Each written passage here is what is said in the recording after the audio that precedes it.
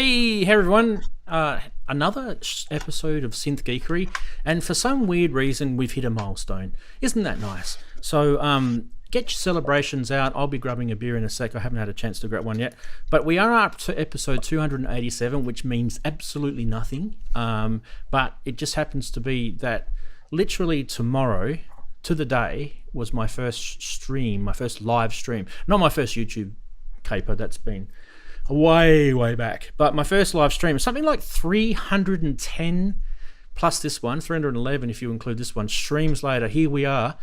Wow. Am I insane? I think so. Someone send the straight jacket round. Anyway, happy 6th birthday to you guys, because we do this for each other. This is a community, and I really appreciate everyone's support over those 6 years, and hopefully we've got another 6 to come. You know, I'll probably look a bit older. I'm looking pretty old as it is. You should see the photo of me 6 years ago. Looked like a young lass. Anyway, bring your sort of memories, if you want, to the chat, or even if you want to be part of the show, you guys can join us on Zoom. Zoom is working. I don't think we've got any idiots in. No, we don't. So far so good. No idiots are in. So yeah, do join us on Zoom. We can just kick them out, don't worry about that. It's free to join Zoom, of course. Anyway, we are going to bring you some snips from the past. I'll go through the archives, and you're probably thinking to yourself right now, he said 311 streams, and how come the episode is 287? Well, that's because not every stream that I've done has been a Synth Geekery show. So that's with that disparity. There's a lot of new products to show you again this week, which is weird because you look at the other news places and it just doesn't seem that way. But there is, and it's not hard to find them if you look. So I'll bring those to you so you guys don't have to go and look for them. Hopefully you enjoy that. Funny side will probably get you laughing this week. Wow, there's a doozy in there. Be interesting to see how you guys react to it.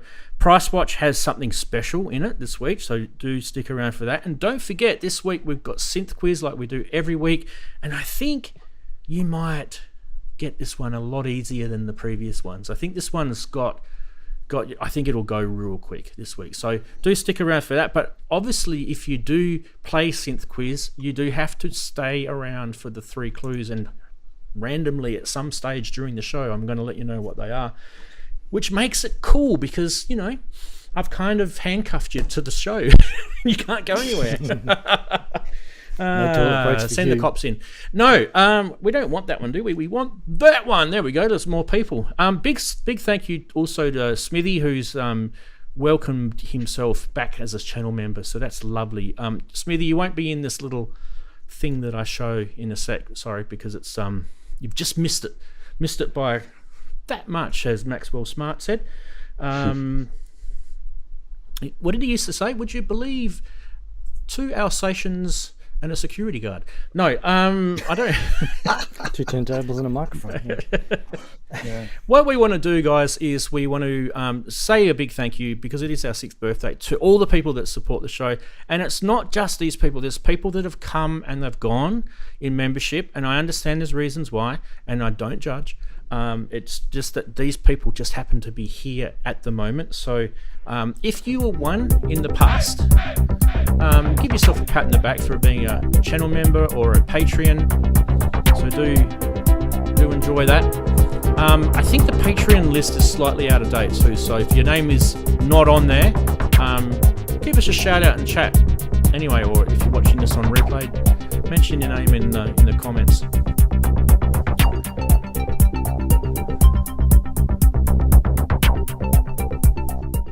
There we go. So, and obviously these guys here have been really like the stalwart of this show. They've been the pillars. Think of the Colosseum, right? If the Colosseum didn't have pillars, the whole thing would have just fallen over. Well, it's like this show. These guys are literally holding the show together. Not this idiot here in the top left-hand corner. He doesn't do that shit. Daren's been here forever. I don't know what the hell's wrong with him. But I actually enjoy Daren, so he probably doesn't enjoy me. But anyway, that's fine. I appreciate Daren's support over the years. I really do. I love Daren's jokes, and he's got a really good sense of humour. Also, he's extremely jokes. Mate, you had me cracking up so many times over the years. Yeah, that's true. I've, had tears coming out of my eyes with laughter at times. Daren's actually really that could be for some other reason. He's really good at music too. He's better than me, which is probably why I like him on the show, because I get inspiration from him. So stop shaking your head. Just bask in the compliments for once in your life. Just bask in it, like that sunshine that's coming through your window. I'm like you. We don't take compliments, do we? No, we don't, do we? We're typical musicians, aren't we? We're introverts, and we don't take compliments well. But anyway, that's just how we are, artists. Yes. What do I need to post? Post the link, the Zoom link. Oh, sorry. Jeez. So Andy's coming on. Good stuff. Bloody hell. Posting links. Hang on. There's the Zoom link there. Sorry, boys. I was going to get to Andy whilst the Zoom link's there, so I will keep an eye out on Zoom. Andy, big thanks to you, buddy, for keeping up the USA side of things. I don't know if you know, but everyone in the US is extremely jealous of you, because literally you're the only one that has been on this show for forever, really, like for a long time, at least 3+ years, right? At least half the length of this show, right? And we've had other USA people come and go, and there's nothing wrong with them. It's they've had their reasons. People have changed careers, and people have stopped doing synth stuff and gone back to guitars, and all sorts of weird reasons, right? I don't know what the hell's wrong with that though. But just anyway, think how many lost hours of sleep that is. Yeah. Well, I mean, self-inflicted, you bugger. Like, seriously, today. It's all for fun. So. An hour and a half sleep. I don't know how you can do it, mate. You're going to have sleep later on, though, aren't you? Promise me. Have sleep later on. Okay, good lad. And obviously, we know Andy. He's been showing us all his gadgets. He's like the gadget man. He's got so many music gadgets, and I love it. Like how he's an iPad guy. He loves his iPad music, and we love that part of it as well. He's into eurorack as well. He's into a bit of everything, and I think that's kind of one of the good things about him. He's very knowledgeable across the spectrum of the different devices that we know as music technology, which is good. So pick his brains, guys. If you ever bump into him on socials, he knows a lot. He knows a hell of a lot. Absolutely. He pretends he doesn't, shucks. but he does. The other guy who's wearing the party hat is Ian. Now, Ian's been on the show for a long time as well. Yay! Now, a lot of you guys may know Ian as an avid musician, and also he's got a great record label called Sinners Music, which everyone should transfer all of their records over to, because he'll look after you. He'll look after you like one of his own. Thank you. That's what he does. Absolutely. He absolutely bends over backwards and does anything he can to make sure that your life on the record label side of things is absolutely tickety-boo, which is what he does well. But also Ian's got a lot of experience, being around the industry for a long time. He knows his stuff. He's also worked with owning a store. Well, he still does, but technically I still do. Yeah. Not a physical. I'm older than the internet. That's true. Yeah, same as me, mate. I literally watched it open, and yeah. So do hit Ian up if you're into that sort of side of things. But he also dabbles in things like festivals and comedies and music and all that sort of stuff. He does all that sort of stuff. So he's very across it, and from the artistic side, he knows his stuff. So do check him out for that. Next guy is Chris, who's one of the fellow Aussies here, and it's hard to get Aussies on this show because I don't know if you guys know, but if you're watching this for the first time, you're probably thinking, who's this Australian idiot up the top left-hand corner? You're probably right, but we live in this city called Perth, which is in Western Australia. If you get your little Google map out and you work out, that is like way, way, way over the other side of where everyone else lives in Australia. And the problem with that is we are about, 3 hours time difference between us and the other side of it, where everyone else lives, which is pretty much 90% of Australia live over there. And they just don't want to stay up. I mean, Andy stays up. So, like, you Aussies who aren't staying up. Smithy stays up. Smithy's in chat. I don't know if he's gone to bed yet. He stays up. But the rest of you Aussies, come on. It's Saturday night. Get a few beers into you. Stay up. Enjoy the show with us. What the hell are you doing? Anyway, Chris here, holding the corner up for the Aussies. Good on you, mate. He's been on the show now. He's been lurking for a while, but he's been on the show now probably a bit over a year, or is it just coming close to a year? I'm not sure if it's somewhere around there, isn't it, Chris? You'd probably be able to tell me, right? Yeah, something like that. And he's muted, but that's all right. He is mad for staying here, like the rest of them. We've got nowhere else to be. I don't know how the friggin' hell we got to 6 years. Sorry, You say mad, we could be sad. Yeah, I mean, could be you guys could be looking at some sort of release or something. I don't know. Randall the Shrink is my name. This is one giant self-help group. Yeah. Yeah, absolutely.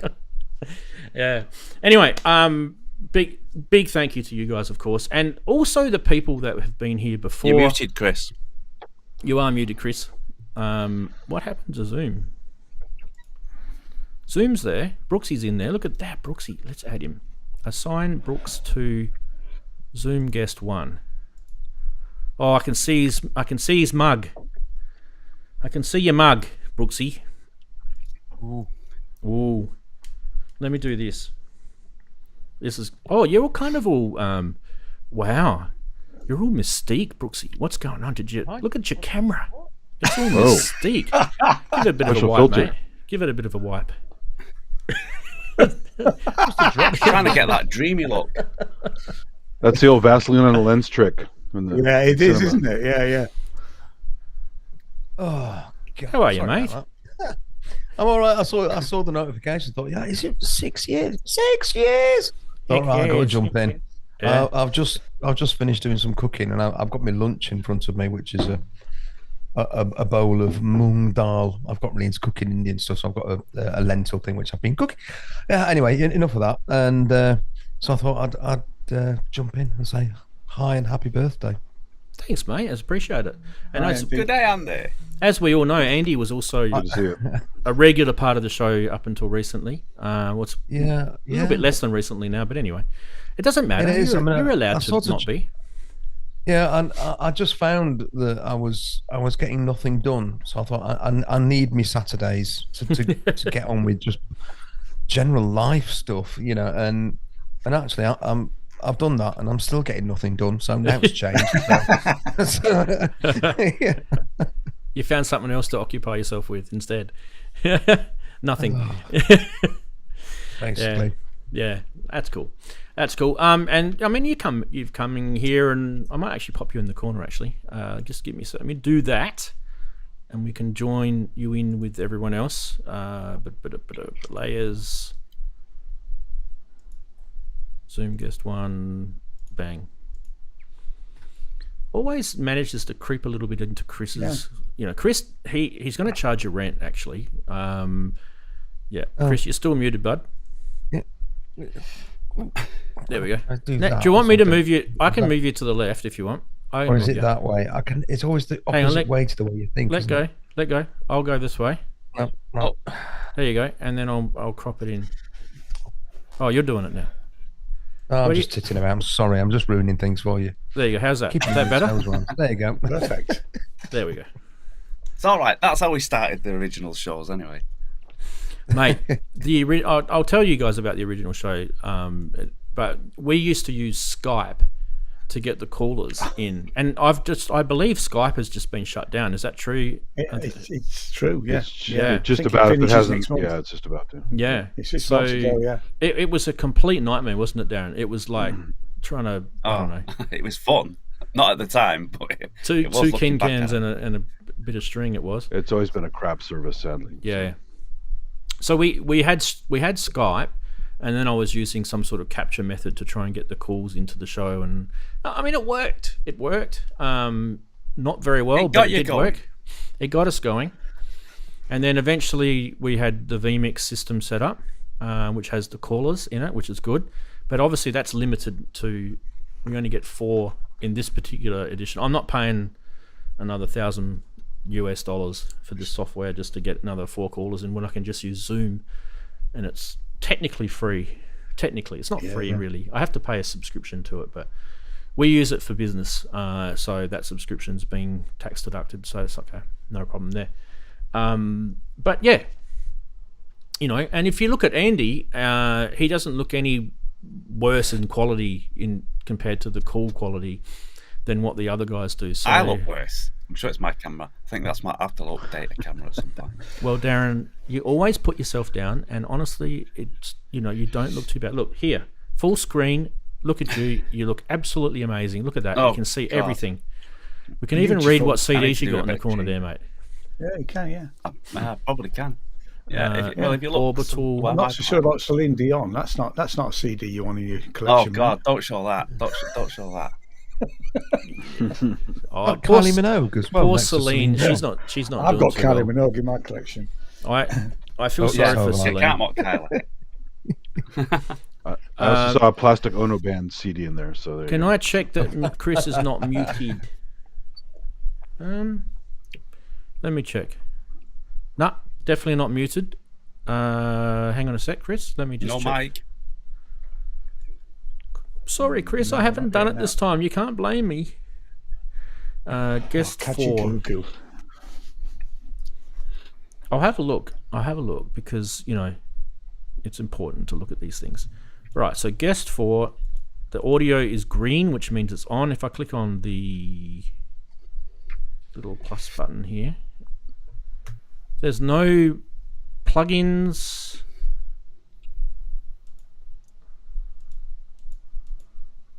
There we go. Is it definitely not working? No. No, it's not. Do you want to disconnect and reboot. rejoin? See if that fixes it. Okay. And sorry for that, guys. We like to tech support during the show. It's what we do here. Absolutely. Yeah. Open Zoom call, making sure Brooksy's still okay. Yep, Brooksy, you're still all right, aren't you? You're good. You can hear us okay. I think so. Yes, Good. I can hear you all. Yeah. Okay, so and we haven't had the weird gay porn guy come in today, so that's good. Sorry, Well, it's gay porn. I don't mean that. I don't mean that in any sort of derogatory way. No, but it was weird. You guys you really don't want to see what I saw. It was Well, really the sound weird. alone was weird. You could tell something was going on there. So Yeah, no, it was very, very, very nasty stuff. And like I said, not meant to be in any sort of derogatory, meant in any other way. It was just that particular type of thing was what this guy was. I don't even know if it was a guy. It could have been a girl. Who knows? Was showing. Well, his name was Bobby, so it's probably not his real name. Hi, at least Chris. it wasn't goatsy. Can you hear me? Yes. See, that fixed it. There we go. Yes. I think what I had was an application conflict. I fired up an application and it took the port away from Chrome, which is trying to do the stream. So that was Right. a mistake. Um, So totally my fault. Apologies. do you guys? But you know, Do you guys want to chat amongst yourselves while I go get myself a beer? Because I'm go for it. chaffing at the bit here. He needs Actually, one. I had my daughter's 16th birthday today, and I literally kind of set the show up happy birthday. in 5-minute segments, in and out of setting the birthday up. Yeah, thanks, man. I'll grab a beer and I'll be back. You guys can talk amongst yourselves. I won't be long. You guys can check out how messy this room is today. It's been the dumping ground. The dumping ground of everything in the house. 2 keyboards stood up there. That's not right. As I said that, I've got a keyboard down here stood up. So I've got some down In the fact, hallway. talking That's about as it, well. Sorry. Hey. I was just going to say, Kent's got them was stood up gonna all say- the time on the end. Well, Let's that's take this Someone off, has room yes. to put all their I keyboards need up. to, getting I need to strangled get some here. covers. So, You what's got, new, you got the fellas? idea. Other than your hat, Ian, what's new? What's new? I've got a blower. That's new. Right. I got one of those. I took the jump and went and got one of those. Oh yeah, it's brilliant. Yeah, I mean, it has got its limitations, but I think it's absolutely fantastic. Yeah, but for what I need in here, I was sick of getting through analog mixers that just kept dying on me. So I thought I'm going to try that. So I've got a little Alto analog mixer, and that gives me about 18 inputs. So that's enough for in here. I mean, nobody's commented. Nobody's commented. New headphones. Nobody, because Yeah, I just very get such. What are they, Brooksy? There's DT990s. Yeah. Oh yeah. Fantastic. Yeah, I just went for the obvious in the end because you Bayers. can't audition headphones over the internet, can you? Dynamic. No, you can't. Yeah, they're really can't go comfortable. wrong with them. No. I don't know what happened to mine. You go first, Ian. I was just going to say, Brooksy, you should use your L6 for recording when you do your EMOMs. Yes. Well, yeah. Grace, I mean, you might have too Grace many is not- inputs, have you? If it's just me on my own, I can do it all on the Bitbox mixer. The Euro. What's it called? The Blue Box. Eurorack mixer. So I can just arm all that to record. In theory, never done it yet, because when it's been me and Grace has got a CQ18 from Allen and Heath, and she just records it all through the Allen and Heath, which does a similar sort of thing. But in here, in this room, that's definitely part of the plan. Yeah, eventually when I can pull my thumb out from wherever I've shoved it. My biggest problem is when I keep forgetting to switch it to record the minute I start playing. Yeah. And I'm using it my 2 or 3 minutes and I think, oh God, I haven't switched it on. So, yeah. Audition to performance is very, very fine. Yeah. Very subtle sometimes. Sometimes you're halfway through your rehearsal and you realise you're doing a performance. Absolutely. I've done that before now. Yeah. Yeah. When you get in the zone. Keep going, guys. I'm just I'm getting the poll ready for the memes, so that way I can just launch it. You guys can keep talking. No worries. I might just talk about what I've been doing this week that's synthy, maybe. Well, do you want me to start? Do you want me to start that? Should we do How's Your Week Been? Sure. All right. Yeah, How about we do that? We'll start with Chris. Yeah. Hey, Chris. How's your week been? Oh, my week. What has my week been? Yes, I've been playing with a few synthy things, as well as doing stuff with the drum machine. I've also been playing a bit, exploring a bit with this fella down here. I don't know if you could see it there. It's Korg Wave State. Korg. Oh yeah. Yes.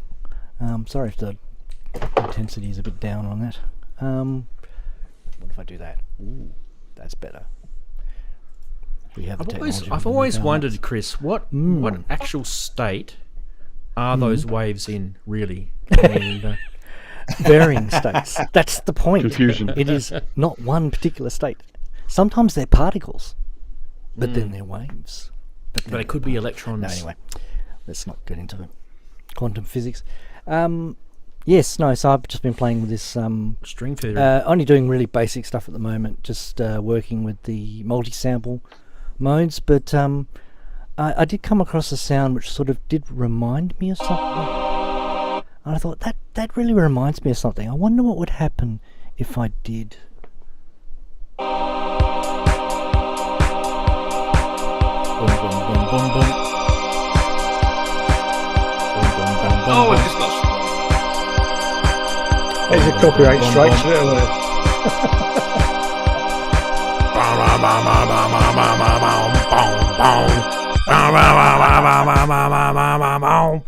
Oh, geez, who's that idiot? Sorry, I didn't have time to do the bass, so it's a bit of a shame. That was hooky. But it was hooky doing that. Yes. Hey. Anyway, I thought that would be Good on you, hooky. familiar for you, Rance, because you just saw them. So Yeah, they did a pretty good job of Blue Monday, actually. yeah, cool. You'd think they would, wouldn't Yeah. you? I mean, it is that. hope It so. is their song. You'd expect it, really. Yes, prerequisite. It's not exactly a super complicated. Actually, it is interesting. I was thinking about it. The as I was doing this, and I was going, actually, there are actually a lot of overlapping parts in that song. I mean, it seems like a really incredibly simple song because, you know, all the sort of patterns and the rhythms are very kind of sort of somewhat robotic and kind of obvious, but it's the layering that kind of makes the track. It's an odd one. A lot of Odd simple fish, songs that are more complex than complex songs. Yes, exactly. Yeah, it's one of the ones. I have to admit though, I didn't really like the 2000 version or something. I prefer the original. Oh God, yeah, I remember that. No, me neither. I wasn't super fan of that one. Anyway, yeah, so that's what I've been doing, playing with the wave state. That was an ARP Selena sample library I had that I thought, how easy would it be to transfer it over to the wave state? Turns out it's very easy because you just drag all the samples into this program called what's it called? I can't remember what it's called. Everyone who uses Korg programs will know what it's called. Sample Builder, something like that. Sound Builder, Sample Builder. Anyway, and it auto detects all the pitches and maps them over the keyboard. And then you just hook up your thing via USB and you press the send button and it went over. So that all went rather smoothly. So I thought that was kind of well done. Cool. That's pretty good stuff. Yeah, so I've been doing that and developing the firmware for the Trexie. God, are we sick of hearing me talk about that? Well, it's actually getting close. It's actually getting close to the finish line. We are getting very close to the finish line. So that's good. And testing my mixer. I haven't done a lot more in there. I've plugged into. I did the old, take it off the bench, put it into a rack, and start doing things with it. And going, oh, I need to change that. That needs to change. Fortunately, software stuff. So, yes, I know there's software in a mixer. Crazy. Yeah. So apart from that, yeah, everything's okay here. Everyone's doing okay. No major falls or illness or stuff like that. Yeah, toilets. Yeah, we've still got one toilet, so that's a travesty. Every morning we're down a toilet. Why don't we have two toilets? Oh, really? It's not good. Yeah, it's not fun. Even if you've never had one. I've never. I can. Sometimes you're just going, oh, is it really outrageous for me to hire a portaloo and put it out the back of the oven? Is that crazy? But no. You just don't get that blue stuff on you. That's all I say. No. Chemical toilets are hideous things. We got enough of them around the area because there's lots of knockdown rebuilds. So every so often. And I go on walks, regular walks. So I'm always walking past a building site somewhere and you get the eau de toilette of a portaloo every now and then, which wakes you up in the evening. Eau de toilette. So toilet is known as. Cool. Sounds fancy. So so there's been a bit of weird kind of rearrangement of studio bits around here because you can probably tell from that camera, my wave state's way over there. So over there, which is where I've put in sort of a mini rack on wheels, which has potential. And so I needed to do the old cables reach problem, and I thought, I've got some really long cables from the old days. They'll reach, and no, they don't reach. So it's like, it is true. There is no such thing as having a cable that's long enough. It's always just a bit too short. That's what she said. Boom, boom. So that's my that's my Zen quote, Synthy Zen quote for the week. There you go. Fantastic. No cable. It's always 1 foot too short. Yeah. Over to you guys. Oh, and one more thing. Ooh, just about hit the button. Holy schnappers. Hey! Look at that. You could have got the Roland fireworks sound going. It's the naffest fireworks sound ever. Yes, okay, so I forgot to set up the sound. She was setting up the sound that was actually caused the problem. I can find it. I'm going to have to find it now. While we're doing how's your week been, I'll find it and then I'll And you guys play our things together. It's a JV sample if you guys are wondering. It's absolutely shocking. Anyway, we should head over to random person number 2. Hey, Andy. Hey, oh, that reminds me. I got this from somebody from some random celebration. Happy 6th show! Happy 6th show! Looks like my daughter's Anniversary. balloons. Yeah. It's lost its helium, so it's kind of sad balloon now. But, Hooray. the pop, yeah. Chris is doing that. Yeah. Champagne. So, yeah. 1080. Here we go. Lack of sleep as usual, but Champagne it's always bubbles. good to be here. I did happen to procure something I'm wanting for a while. Deal is too good to pass up. I finally have an actual Moger Foger. Oh, yes. So The ring mod's a good one. It's a good one. Nice. it's very good, and Yeah. it was a steal. I mean, they're normally when I should have bought a bunch of these, they were about $450, $500, something like that from Moog directly. Now scarce as hell, and obviously discontinued many years ago. And these are often still around $400, something like that, used in good shape. This is in perfect shape, and it was I think at $250 or something like that. So kind of a steal. Great. At the moment, that is a very. You could literally flip that Yeah. and double probably your double I your could, money. but since this is the only one I have so far, and it took a long time to buy one, I will not be flipping it. So I want to use it. But yeah, if you haven't seen the back, I mean, look at the connectivity here. It's quite impressive amount of connectivity. Oh on hell these yeah! things. Yep. So Don't make me regret selling mine. well, yeah, I mean, I missed the boat, right? Because like they were so cheap to get a brand new one, and the really hard to find ones are like the Murphs and some of the other stuff. Those are super rare to find it unless you want to drop a bunch of money on that. So we'll see what happens next. I mean, it'd be nice to get a couple more, but I won't be holding my breath for that because this is the first one in how many years. So we'll see how that goes. Otherwise, that's about it. Just congrats on the 6th anniversary, and I will enjoy the rest of the show as awake as I can be. Have some coffee, bro. Have some coffee. Yeah, You'll be right. yeah. Let's head on over back to the UK, and we'll say, how's your week been to Andy? Hello, good afternoon, good evening, good morning, good night. Yeah, good week was all right, although it didn't start that well. Monday morning, coming here, doing a few bits and pieces.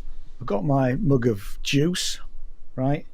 And guess what? I poured the juice all over the Argon 8 Oh no! and all over the bench. So there I was. Yeah, it's the first time that's happened, really. And it was literally 10 minutes before I was due to go into a composer and musicians coffee meeting. There's a company in Scotland who started to have these 1 hour sort of coffee meetings. It's a networking thing. So I literally I'm mopping everything up before I went on Zoom with that. Really, the Argon 8 is fine. I spoke to Kent about it. I bought some spray cleaner. It's been sprayed, it's been tested, and it's all fine. But I'm always usually pretty careful about that sort of stuff. I mean, what I am doing, I'm It doesn't blaming matter. a cable. Sorry?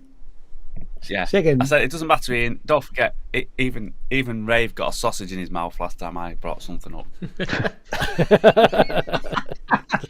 I'm blaming a cable. So I was about to wind up this USB cable, and it caught around the mug, and it was the cable's fault, and it's an inanimate object, and that's fine. What else have I been doing? Paperwork. My VAT return was due, so we did that, which is really boring but necessary. I've been doing a course on jazz theory. I want to learn more about jazz chords because I want to use them when I'm playing EMOMs and things. So I've been doing an online course with that. Yeah, that's pretty much it, really. Oh, we've been working on. We had an afternoon meeting with Jason a couple of days ago, and we were putting up the next streaming release, which is the Ramshackled album, which we launched in Bandcamp last month. So that'll go live in a couple of weeks' time on all streaming platforms. And interestingly enough, Russia, for the last since the beginning of the Ukrainian war, you haven't been able to use Russia for streaming platforms. Apparently Russia are now back in it. Now that might have something to do with Mr. Mr. Yellowface in America. But that was interesting. And I mean, you know, we will still ask artists if they want to have their music released in Russia, you know, like we do with Spotify. We ask them if they want to be used on Spotify now, because there's obviously a bit of a backlash there as well. I will probably be not putting any of my new music on Spotify, but that's a whole different conversation, isn't it? You know. Yes, I think we might be doing similar things, Ian. Yeah, but as always, we'll leave it entirely up to the artist. We're not being judgmental with anybody who wants to put their stuff up there. But I can tell you now that none of our artists are going to get paid from Spotify, because nobody does more than 1,000 plays a month or whatever it is. You know, so that's not the way that the business should be going. But anyway, that's it. So, good week all the way. But like I say, it started badly but ended great because I'm here. And happy birthday! So we'll blow again once more. Last time. Yay! Let's head on over to Daren, holding up the fort in the corner there. How are you, mate? How's your week? Day. How are you doing? How are you doing for 6-year-old? Well, I'm in grade 1 now. Yeah. Yeah. Haven't quite got slowly to progressing long then. division yet. I don't think we ever make that. Yeah, I'll always do it now. That seems to be a thing. Weather report. It's very cold, but nice and sunny. Very cold. Very cold, yes. It was very Very frosty cold. this morning when I was up. What have I been doing? I've been doing stuff for behind the scenes, so I'm not just stuff you don't need to know about music for now. Plans and all things I'm working on. Last week I put a track out. Sonar 25. I looked into my all the stuff I've been doing on YouTube, and I thought, oh, Sonar was quite a big hit. What it seemed to have been. I thought I'd do a 2025 version, so I put that out last week. And it wasn't texturized, Chris. It was just some bit of water Foley. from my leaking toilet, as you said.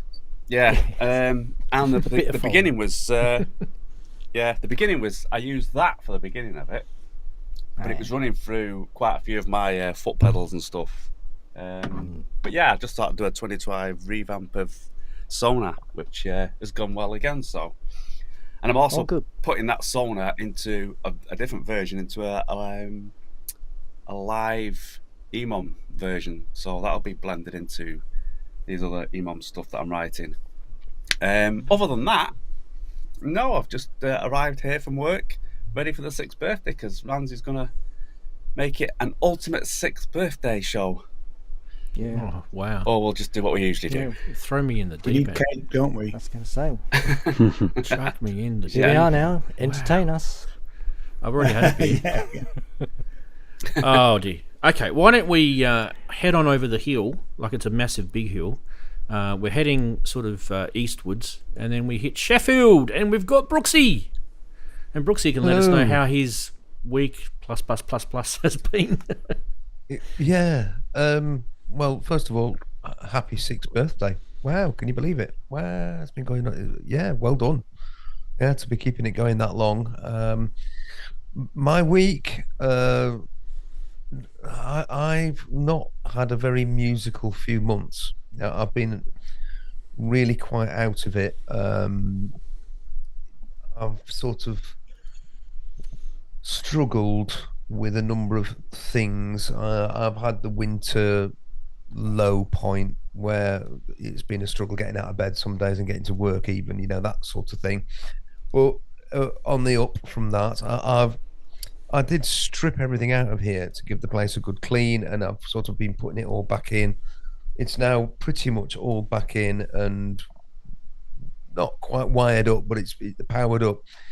And I'm just beginning to put the feelers out for just redoing stuff, because honestly, I've had a period where I've looked at things and switched things on and just gone, I just can't deal with this at the moment, and found it a bit frustrating, because I bought quite a lot of new little bits and bobsies which I've been saving up for because I needed and got them, and now I sort of look at them and go, I don't know what to do with that. I bought the Behringer version of Marbles, and I've still not been able to get anything meaningful out of that at all yet. So, but we'll get there, and it's just a slow process. Now, Grace and I have got some gigs coming up in what's the next month called? April. We've got a few little jobs that we need to get done. We're playing in Bradford at the Waves in the Park 2.0 Andy. event. Yeah. Sorry, Darren, go on. I was going to say, mate, if we get a chance, maybe pop down to see you in the park. Honestly, the first one that was in November, we had a really lovely warm day in November for some reason. It was just nice because we were all sort of huddled up thinking it's going to be awful, and it was actually a really pleasant day.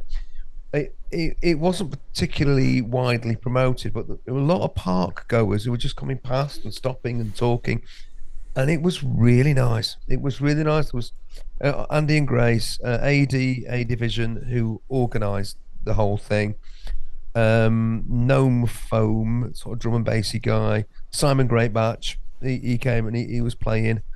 I think that was it. I think it was just the four performers.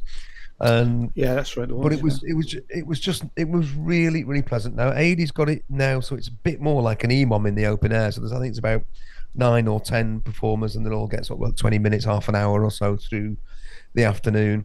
And I think this week I actually contacted a load of the local media, the Bradford newspaper, Look North television, Calendar, all of the sort of Yorkshire media, the Yorkshire Post, that sort of thing, and just contacted their news desks and saying this is happening. You might be interested for your event section, and I'll probably spam them again a bit nearer the date, but hopefully that will also, if it just gets a couple of mentions in newspaper or something like that, I think that's worthwhile. So it was a lovely event, and I think I've got a contact for the York. It's the York Press, but it's York. It covers all of Yorkshire.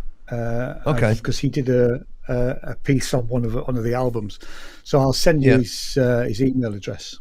Nice that would be cool, because that sort of thing. You just contact, if Ian J. Cole sent me your address, and because this is happening, if you're interested, thanks. I know AD would appreciate it as well. So that's coming up. A number of EMOMs and that sort of thing. So yeah, I've just got to get my arse back in gear. I was going to ask you, Andy, when you were at the Synth East with the Robin Vincent one. Do you? Yeah. I noticed your shirt. Did you remember that we did a live cross with Big Keith? Did we? Well, I was yes. You looked like you were sort of playing with some core gear at the time, I think.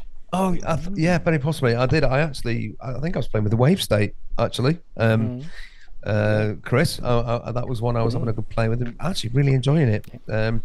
Because they're the sort of things that in those sort of events, I tend just to walk past and go, oh, look, there's a Wave State, and walk on.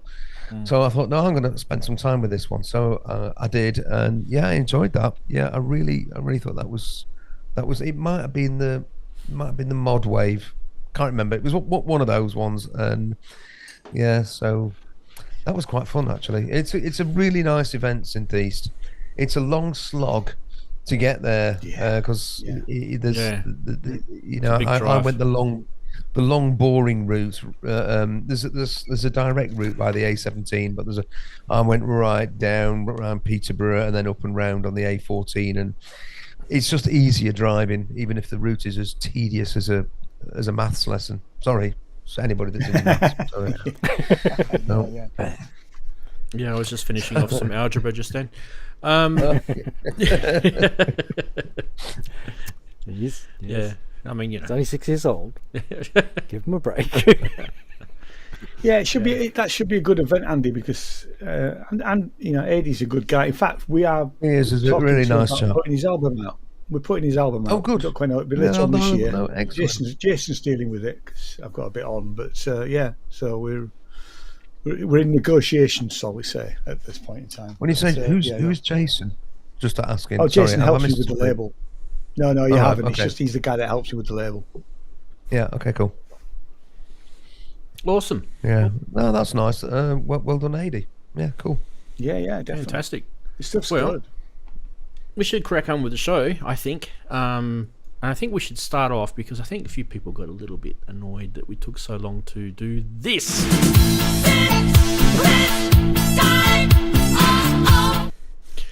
Yes, indeed. It's synth quiz time. Get your pens out.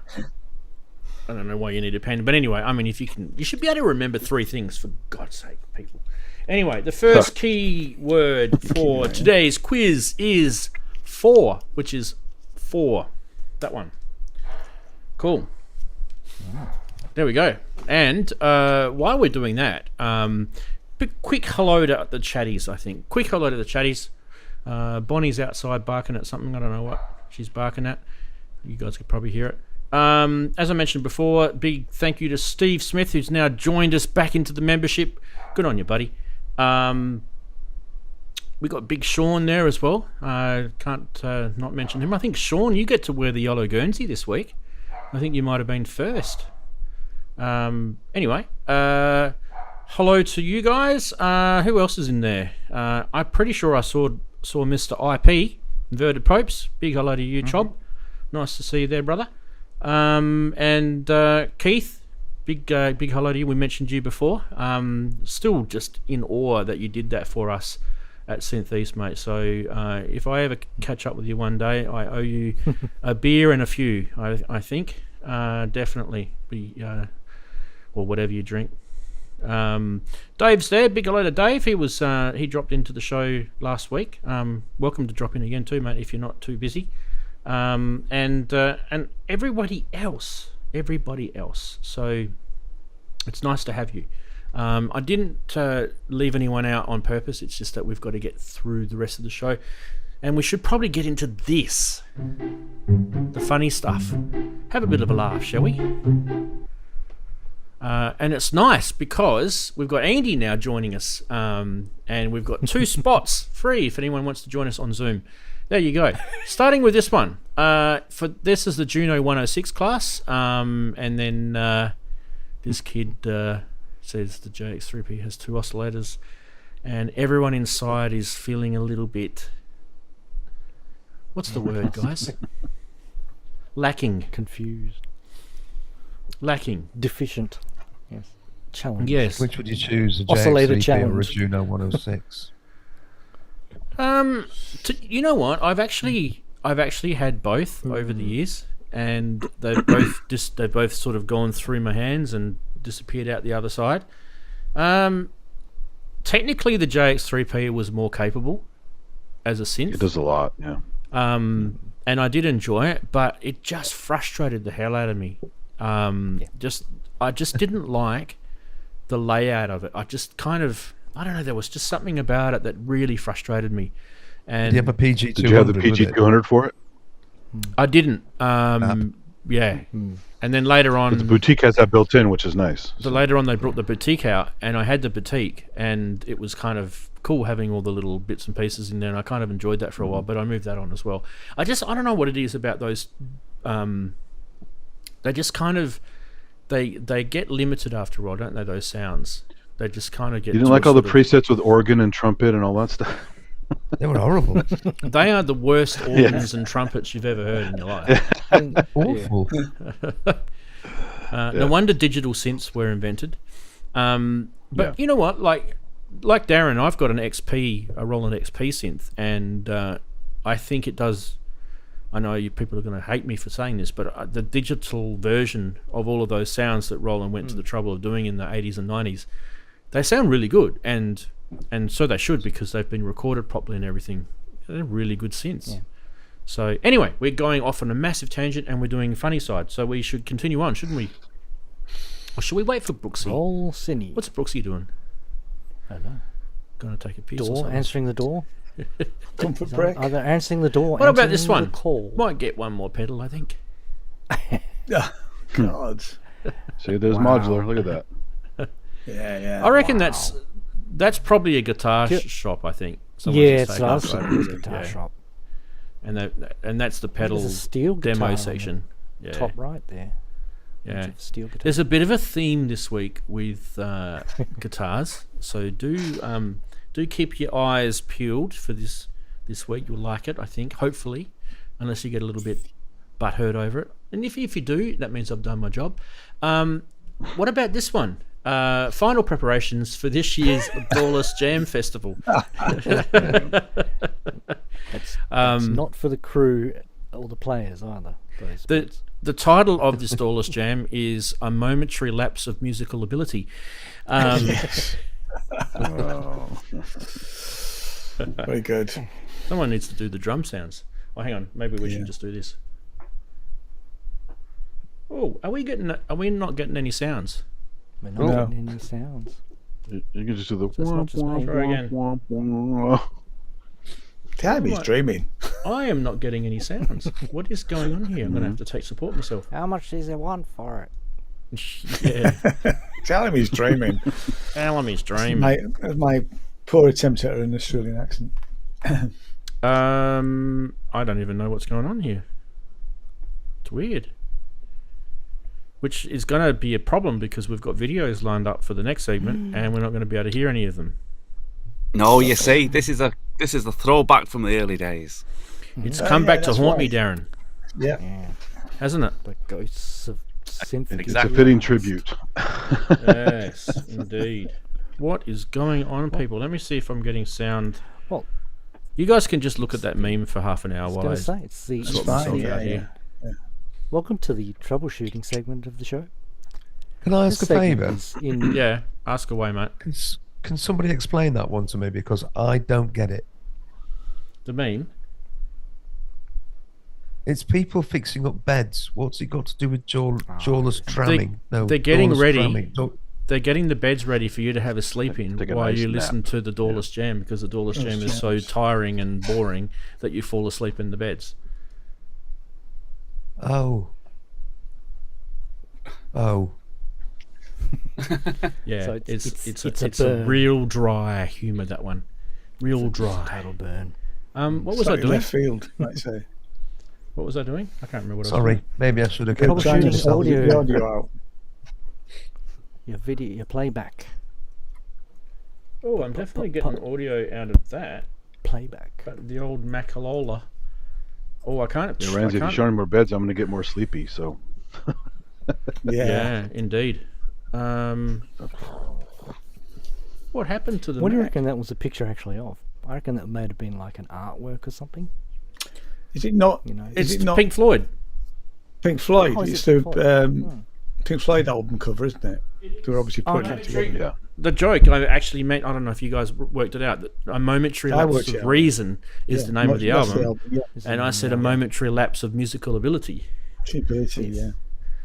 That was the I was hook. with you. but the actual I know the you album were. had just beds on it, right? Wasn't it just beds and not people? I forgot. Yeah, that's just beds. No, but they this had is the a setup shot. this is a photo of the setup. So Yeah, it yeah. literally took back- them. They I don't didn't know, have- There was some world record or something with this. It literally took Yeah. them hours. To Oh, set really? this Oh, up. okay. Yeah. Wow. They didn't have Photoshop back then. No. Yeah. You couldn't go cut paste, cut paste, cut paste, cut paste, and then go fix Yeah, it. because I remember an interview about the guy who went on fire, on the cover of Wish You Were Here. Oh, Yeah. Yeah, because that wasn't Photoshop. He did it 3 or 4 times, and he started to get burned, and he went, "That's enough. I'm not doing it anymore." He actually did get burnt.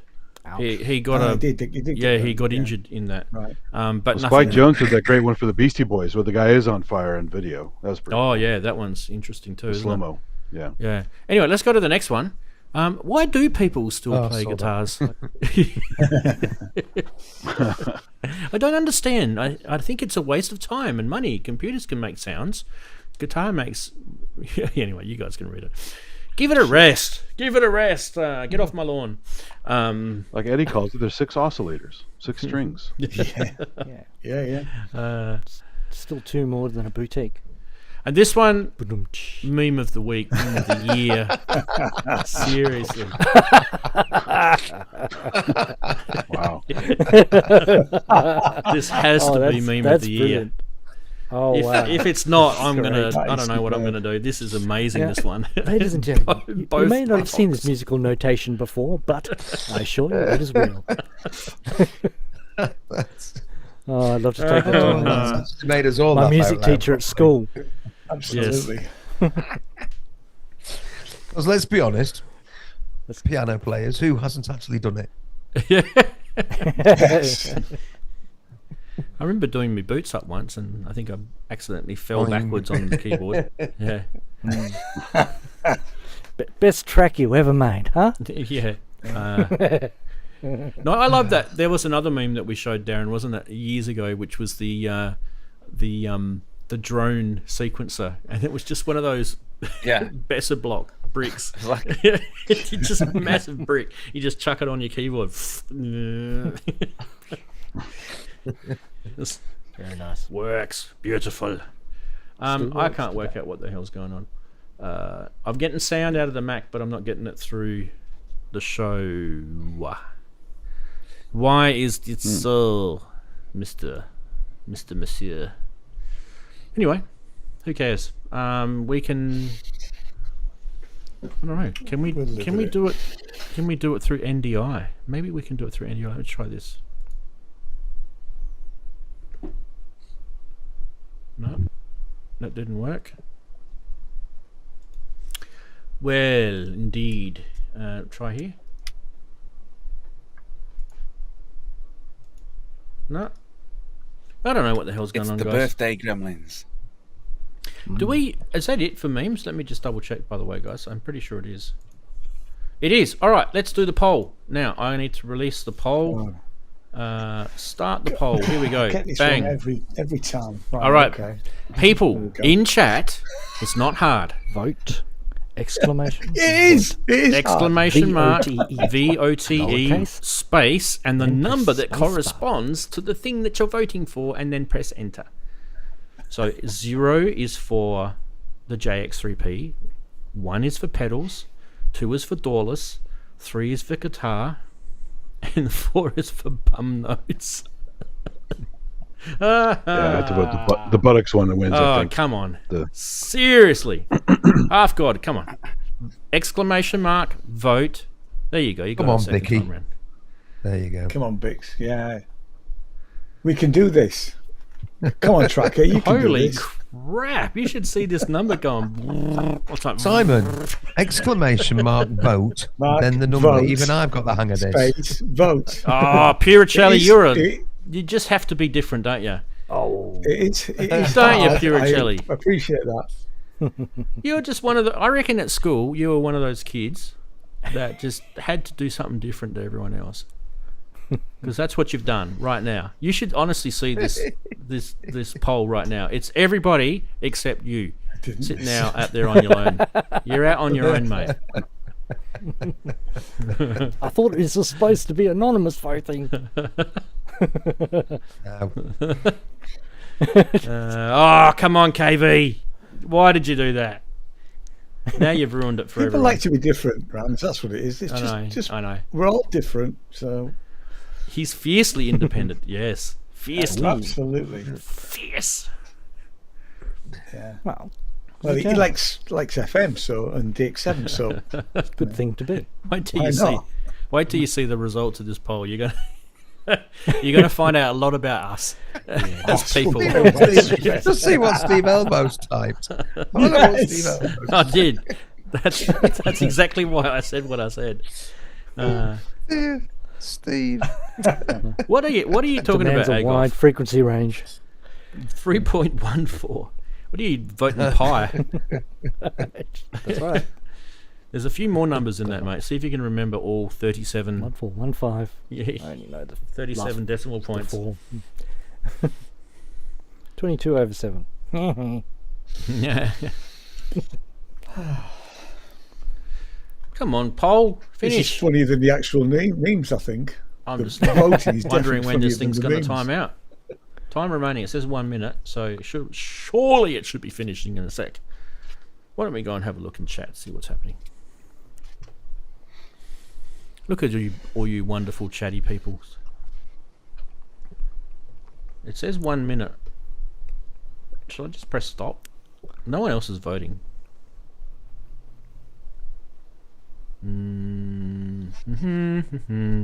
Dum-da-dum-da-dum. We're waiting for the poll to stop. Seriously, guys. What the hell? Let's just stop it. What happens? Do you want to notify the chat of the winning? Yes, we do.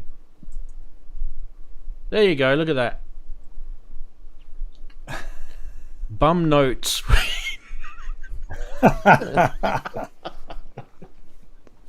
Intercontinental buttocks won. No quotes or anything. Jeez. It even rhymes. Come on. Just the way it handled it. This is a bot, by the way. Yeah. Just the way it handles it. It's just bum notes one. Yeah, Robbie, you need to get over it, mate. Imagine Eurovision. Eurovision. My band name is Bum Notes. Oh, sorry, I'm a child. See, I turned 6 today. You guys should know that. Thanks. Told you, Puricelli, you are on your own, big fella. You were on your own with your vote. You got one. You were there on your own. There was literally only 2 other votes outside of the bum notes. Pedals and Doorless. What did he go for? He went for Doorless, didn't he? Number 1. Oh, and he went for the pedals. Yeah. Oh no, he said 2. No, he went for Doorless. He said vote 2, Doorless. Doorless. He went for momentary lapse of reason. Oh dear. What am I going to do about the audio? We can't play videos. This is going to suck. Oh, mime it. You know how to sign. Oh, there is a way I can do it, but it's going to be a pain in the ass. All right, let's see what we can do. Anyway, let's go with news. Well, that's working. Yes, indeed, news time. Guys, there's room. There's room for you guys to join Brooksy and Chris on Team Right, and Team Left is full. So Team Right is wanting 2 more people. Look, I can even flash the little things there. Look, flash. You could be there, or you could be there. Join us on Zoom. The link is pinned in the chat. Right, SBG Pro. This is not a second suck of the salve. This is literally a pro version of the SBG from ALM. And you guys are wondering, what the F is this? Well, I'll tell you because there's no video. Well, there is a video. I know what it is. It's a versatile utility module designed to integrate eurorack systems with external audio. It actually supports mono, stereo, unbalanced, balanced inputs, as well as 6.35mm jacks. What the hell? Anyway, featuring level matching controls and clipping indication, the module also offers both direct and voltage controlled power, crossfading between wet and dry sources. Now, this extends its little sibling, the SBG, by adding full-size stereo balanced jacks, connections, and voltage control, focusing more on the connectivity and not just pedals, but also pro equipment, including rack, effects, at 500 series modules, and mixing consoles. So, what are we looking at? We are looking at a not sure what the price is because I couldn't find one. It's 170, I think. It was on Elevator Sounds. Oh, they got it in there already. It's on the. If you just type Elevator Sounds, it's right on their little strip of new things that they've got or are coming. So, do you guys want to see the video? I can get a video going. It's just going to be a little bit different to how I normally do it, but it's okay. Don't worry. It's not a big deal for me to do these things. I can do these things because I'm nice. Okay, let's try. Be at least as good as when I did it the other week. All right, here we go. Now, if I go 3, the only problem is we'll get ads and all sorts of crap in this. Is it going to let me click on stuff? Why can't we hear it? Oh, there we go.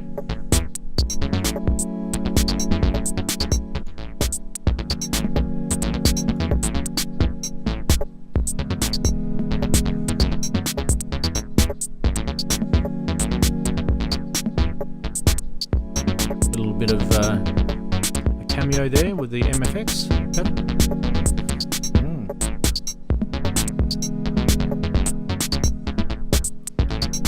You see what happens with these guys, can't you? Look, we've made an FX pedal, and now we can't plug it in back into our eurorack system. So now we've got to make a module for it. Oh, and then it all disappears. He's Look it back in. disconnected. Now what? What's going to happen honest. now? Oh, there we go.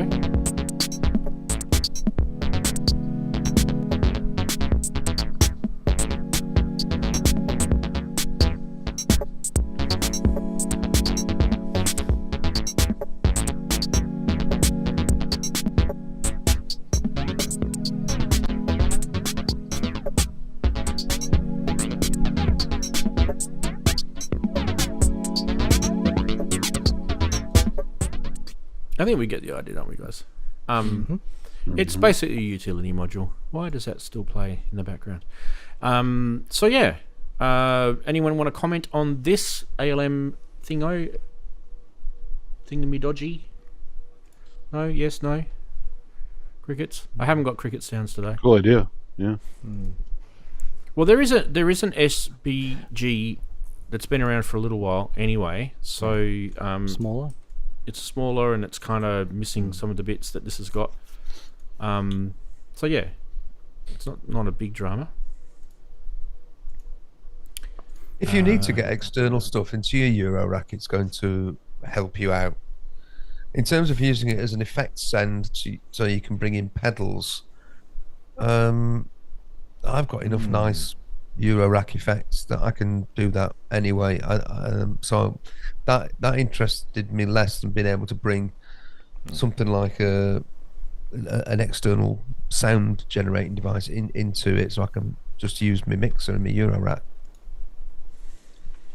Yeah. Yeah, the Hex Mix has 3 send returns on it, so I'm already covered with mixing in stuff to my eurorack. But if you don't have it, this would be cool.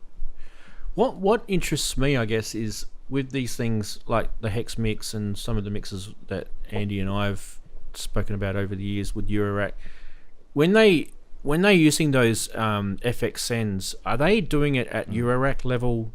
Because your Eurorack level is a different volume amplitude than what like your line level is, and other things like guitars and that are different again. So that's this thing that I kind of always scratch my head out, because there's that plus and minus 18 dB module that Feedback Modules brought out recently, which they made specifically to sort of counterbalance that whole if you need to be able to control how much input gain you've got, even to the negative, you can actually go backwards. It's an attenuator type module. Attenuator.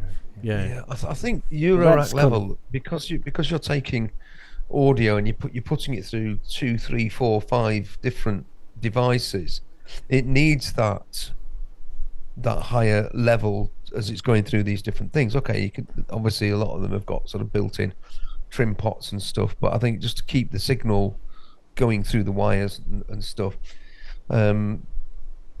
if you're using my little Tesseract system, certainly the effect sends on that are definitely Eurorack level, and they're designed to be sent to Eurorack effects processors rather than external devices. So I'm pretty sure that the blue box is the same as well. Certainly the Eurorack version, although I've never used external sends really for that. I've only ever used it sort of bus outs. So yeah, I'm assuming the Hex Mix is also the same, but I've never had any problems using guitar pedals and other stuff in those chains. There's plenty of headroom there to boost it if it needs it. So yeah, I guess the dead giveaway is that if something comes in, Chris, I'll get to you in a sec, is if it's just quiet, you'll know that it needs some sort of boosting. Yeah, Chris? Yeah. Basically,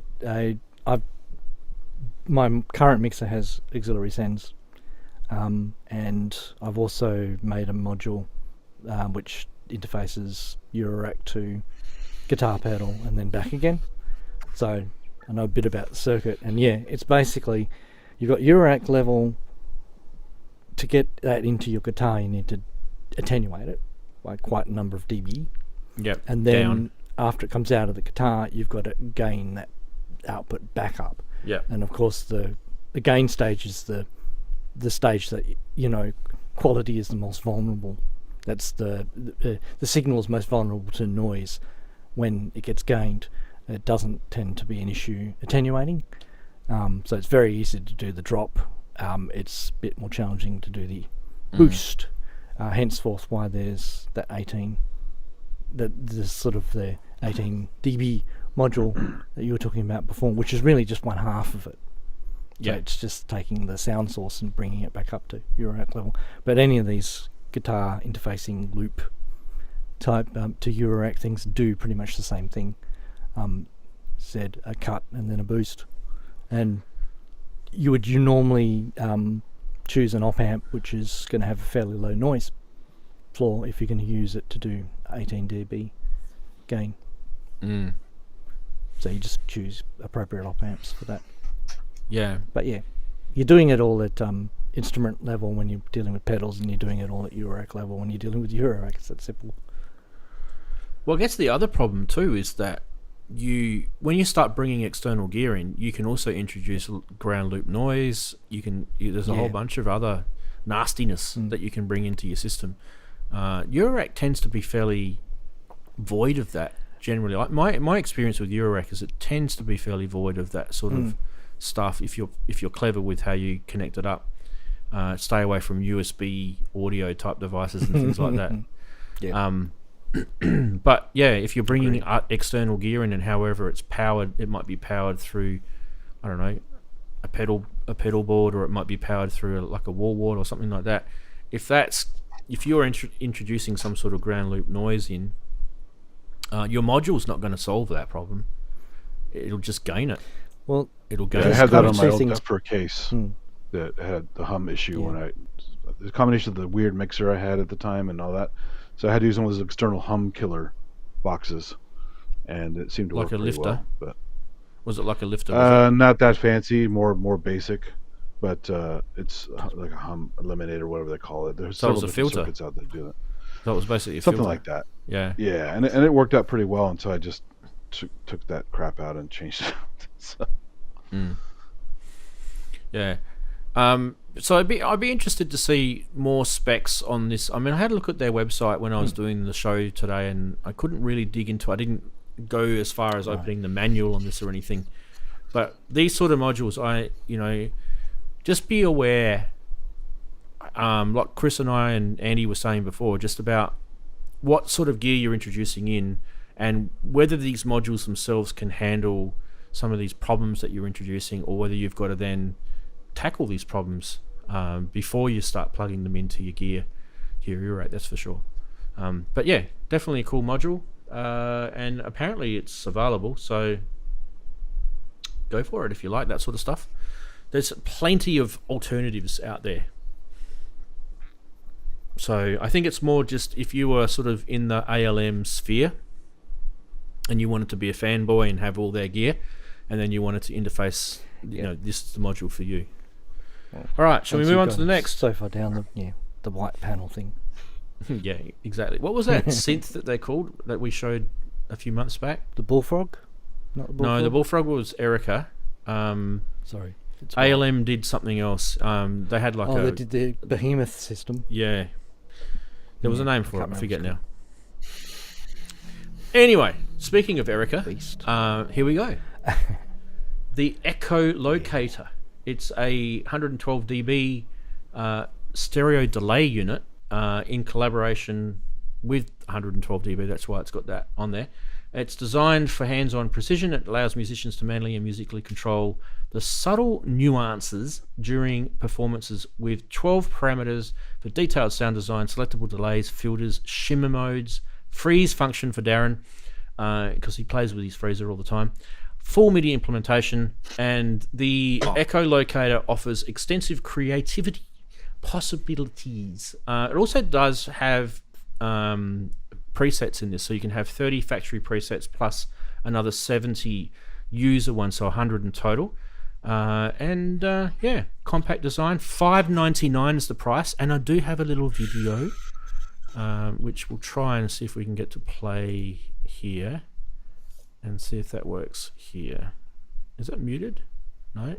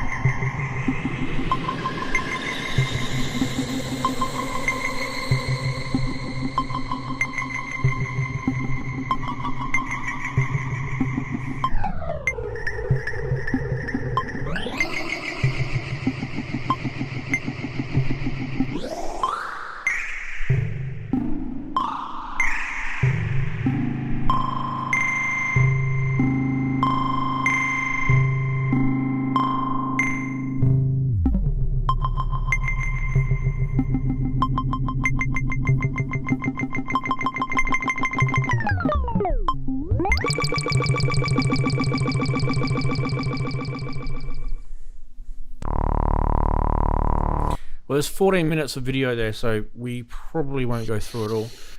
Thoughts, guys, on this? It's like some stuff, isn't it? It's similar to some stuff. It's different in a few senses. What do you guys think?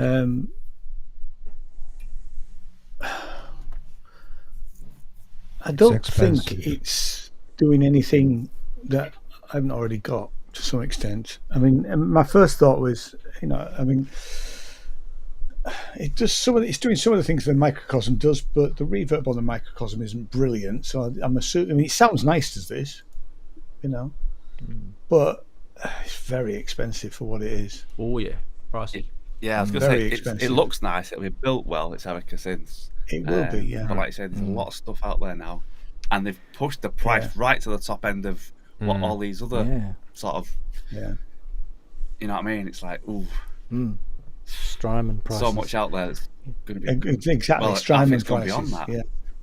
Yeah. I think it's a lovely looking. Strymon's Big Sky. Is it Big Sky about 300, 400?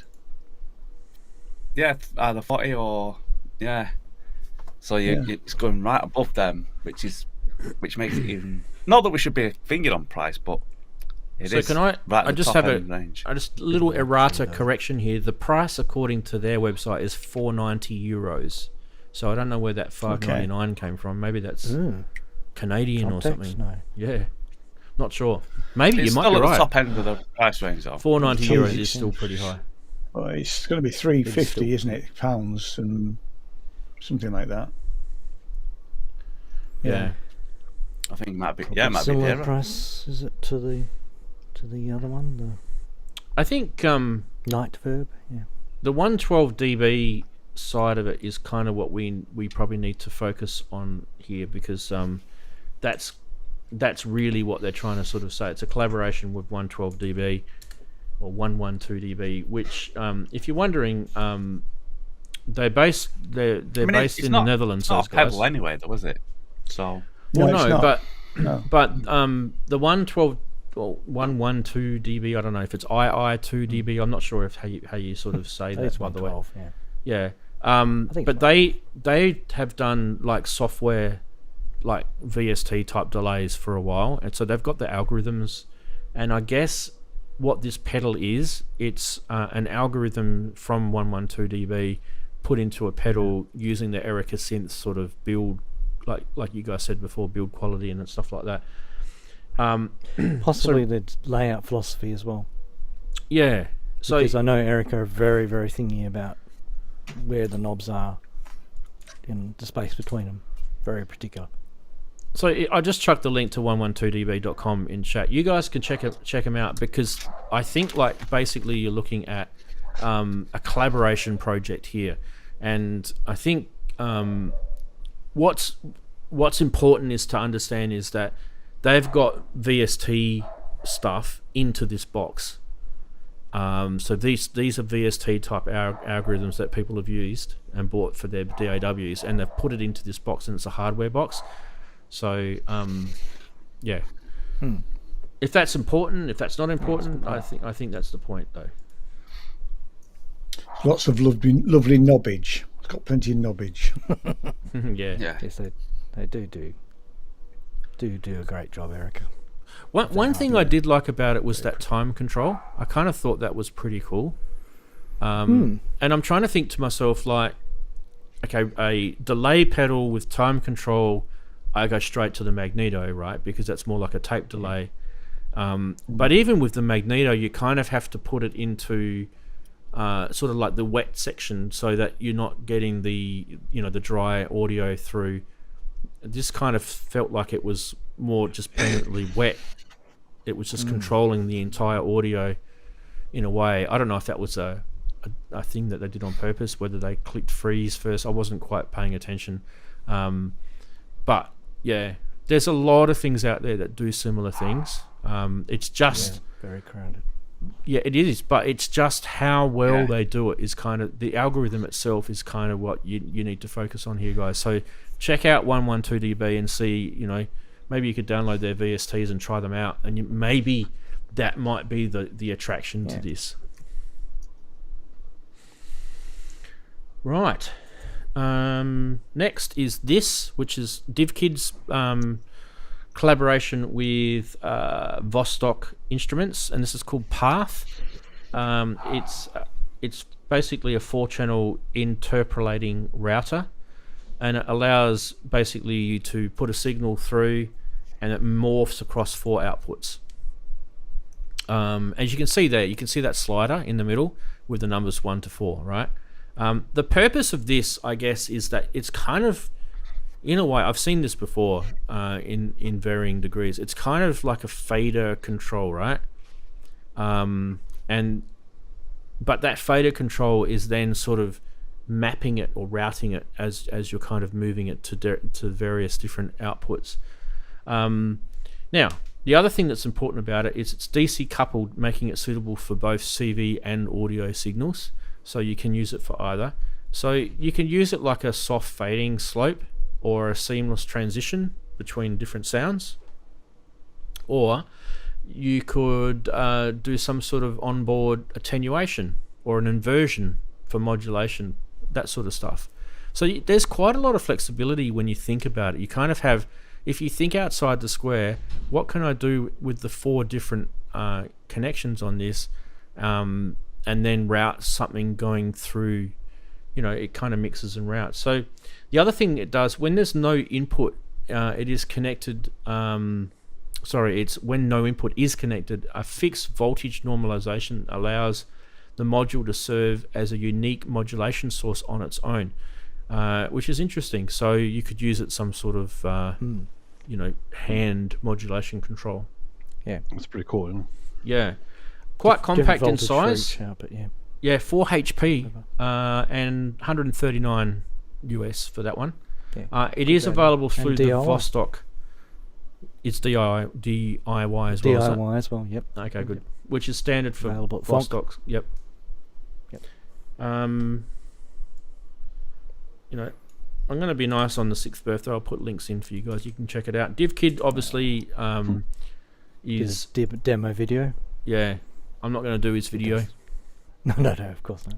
I'll get a strike, which I don't want. It's just this. Anyway, fair. We'll get Ben on the show one day. Better.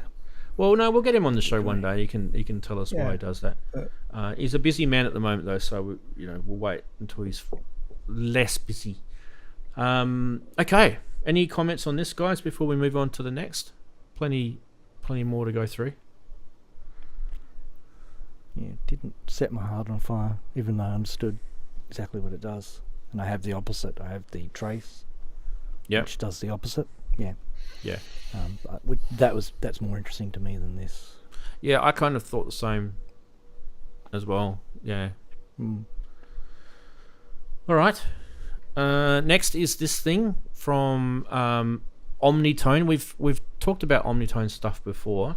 This is called there's actually 2 products from these guys, so I'll show you both. This is called the Rhythmi. I'm just going to line a video up. Very happy lady on this video. Very, very excited and happy. It's good to see someone so excited. So yeah, she gets right into it. You'll see in a sec. But before we get her up and showing you guys everything here, I just want to make sure that's lined up, ready to rock and roll. Right, quick talk about this. The Rhythmi is a eurorack drum sequencer designed to allow you to explore and evolve rhythmic patterns without the need for traditional step programming. So at its core is an evolve parameter, which enables you to transition between related rhythms through branching. So you can generate new rhythmic branches at the push of a button, facilitating a dynamic rhythm exploration. And then there's additional features which include internal or external clocking with division and multiplication, drum element customization through density and syncopation controls, and a macro level rhythm shaping via parameters like energy, length, and swing. God, I'm having problems talking today. The Rhythmi seamlessly pairs with another module which I'm about to show you, and it offers a nice little sort of collaboration experience. Right, let's get the video lined up, and we're going to go there, and there she is in all her glory. Here we go. Listen to this.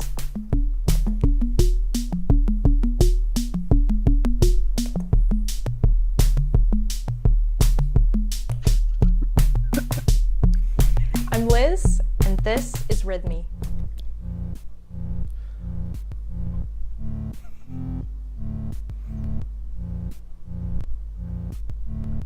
Rhythmi is a generative drum sequencer that's inspired by evolution. Here's how it works. It starts with a root rhythm that you set with these knobs, and then you can branch out with the evolve knob to a whole set of related rhythms that you can melt and modulate between. So right now I have a root rhythm playing, and I'm going to increase evolve, and as evolve increases, the pattern is going to get more and more different than the root.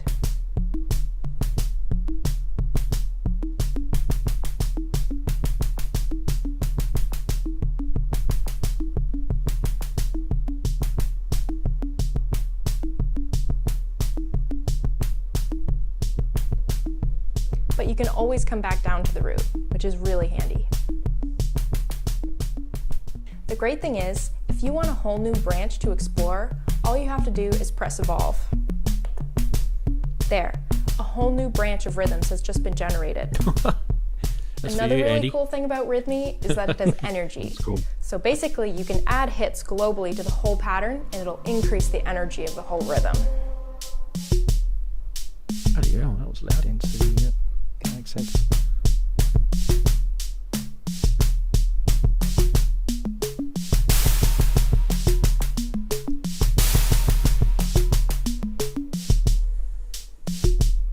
Pretty fun. All right, there we go. There's a whole bunch of other stuff. They talk about the syncopation and that. I'm thinking of Krupa was the guy that loved to do syncopated drumming from the, what was it, the 1960s, 70s? 50s. Gene 50s? Krupa, Yeah, Gene Krupa, 50s to 60s, yeah. He was really into that syncopated sort of style. Yeah. One thing about this before we go on to you guys is I thought, I don't know where, but I could swear I've seen that algorithm somewhere else. It kind of just, I immediately went, I've heard that before, and it just might be some sort of way that they're implementing the randomization, and it could be one of those Euclidean type sequency things that they're doing, and the algorithm tends to sort of produce similar results. I'm not sure, but it definitely sort of seemed familiar. Does anyone else feel the same listening to those drum beats? It's more interesting than the things like the Euclidean circles. The Euclidean circles, you're stuck with the 16 patterns that each dial generates, and you can shift your start and end and how many steps. But this is at least more generative. It reminded me when she started talking about the branches of the qubit bloom sequencer, which does, it takes your sequence and then adds other little bits into it, which nobody ever understands. But I've watched 1,000 videos of that and still don't really get my head around how that thing works. And then also similar things like grids, mutable instruments grids, which is also algorithmic, but has 3 triggers. So there are similar things out there. But this actually, I thought the sequencer was an interesting little box. So I was quite taken with the idea of that. The drum synth, I don't know. I just thought it sounded a bit naff. I couldn't get excited about that at all. Yeah. Which is a shame, because your drums want to be. Yeah. And they weren't. They were like CR78 style. I was afraid of that. Yeah. Which I don't want. Go either way. It sounded like a Korg mini pops. Traditional. Like. Yeah, something like that. But I like the idea of this sequencer. I could be quite taken with that. Yeah, I'm a big fan of grids, and this goes way beyond grids, but grids is still pretty powerful. So it might be grids that I'm nice thinking to see more of. stuff. Yeah. Grids meets Bloom. And now you can get the Behringer version of grids, I believe now. So I forget which one they called it. There was swords, and there's a whole bunch of. I have a micro grids just because it's smaller. Yeah, so the third party thing is pretty cool. Yeah, but that she mentioned in that video that there's another module that that it was kind of linked up to, and that's this one. It's called the Beatsi, and you guys would have seen that in the video. So the Beatsi is another new product from them. Just a quick one though, 385 Canadian was the previous module, and this one is 360 Canadian. So if you don't live in the US, you can buy this without any tariffs. Without any tariffs? Trump tax. Sorry, Andy. This is a. Hey, all I can do is cry. It's just the way it is. This is a drum module. So this is the voice, what you would have heard in that video. So it's the thing that we were just bagging, basically. It's a 5-piece drum kit comprising of kick, snare, hi-hat, tom, and crashes. In a single module, it's each drum voice is fully analog, so that's where we're getting those basic sounds from. So it provides those sort of traditional analog sort of drum sounds. I don't know how modifiable it is. That could be its kind of bad point there. But anyway, let's have a little look at the video. I've got they're obviously showing this as well, so you can mod the sounds. You can? Okay. Yep. That's what that. Hearing right now is Beatsi. And this. And even this. I'm Liz, and this is Beatsi. I wanted to say out. Beatsi is our love letter to modular drums. It was inspired by the fundamental building blocks of synthesis. It's not a sample player or a physical model, and it was meant that way. Let me show you what I mean. Let's synthesize a basic tom drum. We'll start with a sine wave. If we add on an amplitude envelope, we can get that really rudimentary drum sound. If we want to be a little bit more realistic, we can also add a pitch envelope onto that. And if we want to be even more realistic to give it some extra character, we can add a little bit of noise at the very beginning to mimic the sound of a stick on the drum skin. These were the methods that we used to make Beatsi sound like Beatsi, and there's so much to show you. Let's take a look at the module. It does sound like Beatsi. The grid. Along the top, we have each piece in the kit. Kick, snare, hat, tom, and crash. Along the side, we have the different parameters for each piece in the kit. The timbre, pitch, decay, and level. We can navigate the grid using the parameter encoder just by rotating it. And we can change the value of a given parameter with the value encoder. You can also assign an attenuate CV to any and all parameters on Beatsi. All you have to do is press the encoder that corresponds to the CV jack you want to use. Green shows CV1 and orange shows CV2. To attenuate, just long press the encoder that corresponds to that CV jack. Then you'll see this little menu pop up. You can reduce the signal coming in, or even invert it if you want to. You can also hit on demand with the hit button.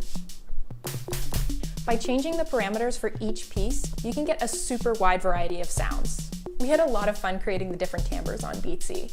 There's actually 3 different kits for each piece. The orange kit, which is acoustic inspired, the blue kit, which is kind of retro lo-fi inspired, and the green kit, which is outer space, alien. All bets are off there. All you have to do is scroll on the value encoder.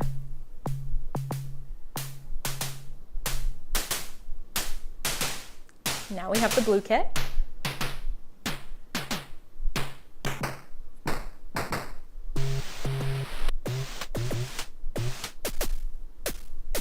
Pretty funky. And you'll loop right back to the beginning. All right, that'll do for that. Beatsi. So the two together, a little bit on the pricey side. You're looking at over 700 Canadian, but you got yourself a pretty interesting rhythmic section. If that's floating your boat for your eurorack, guys, what do you think? Too simple for me, sonically.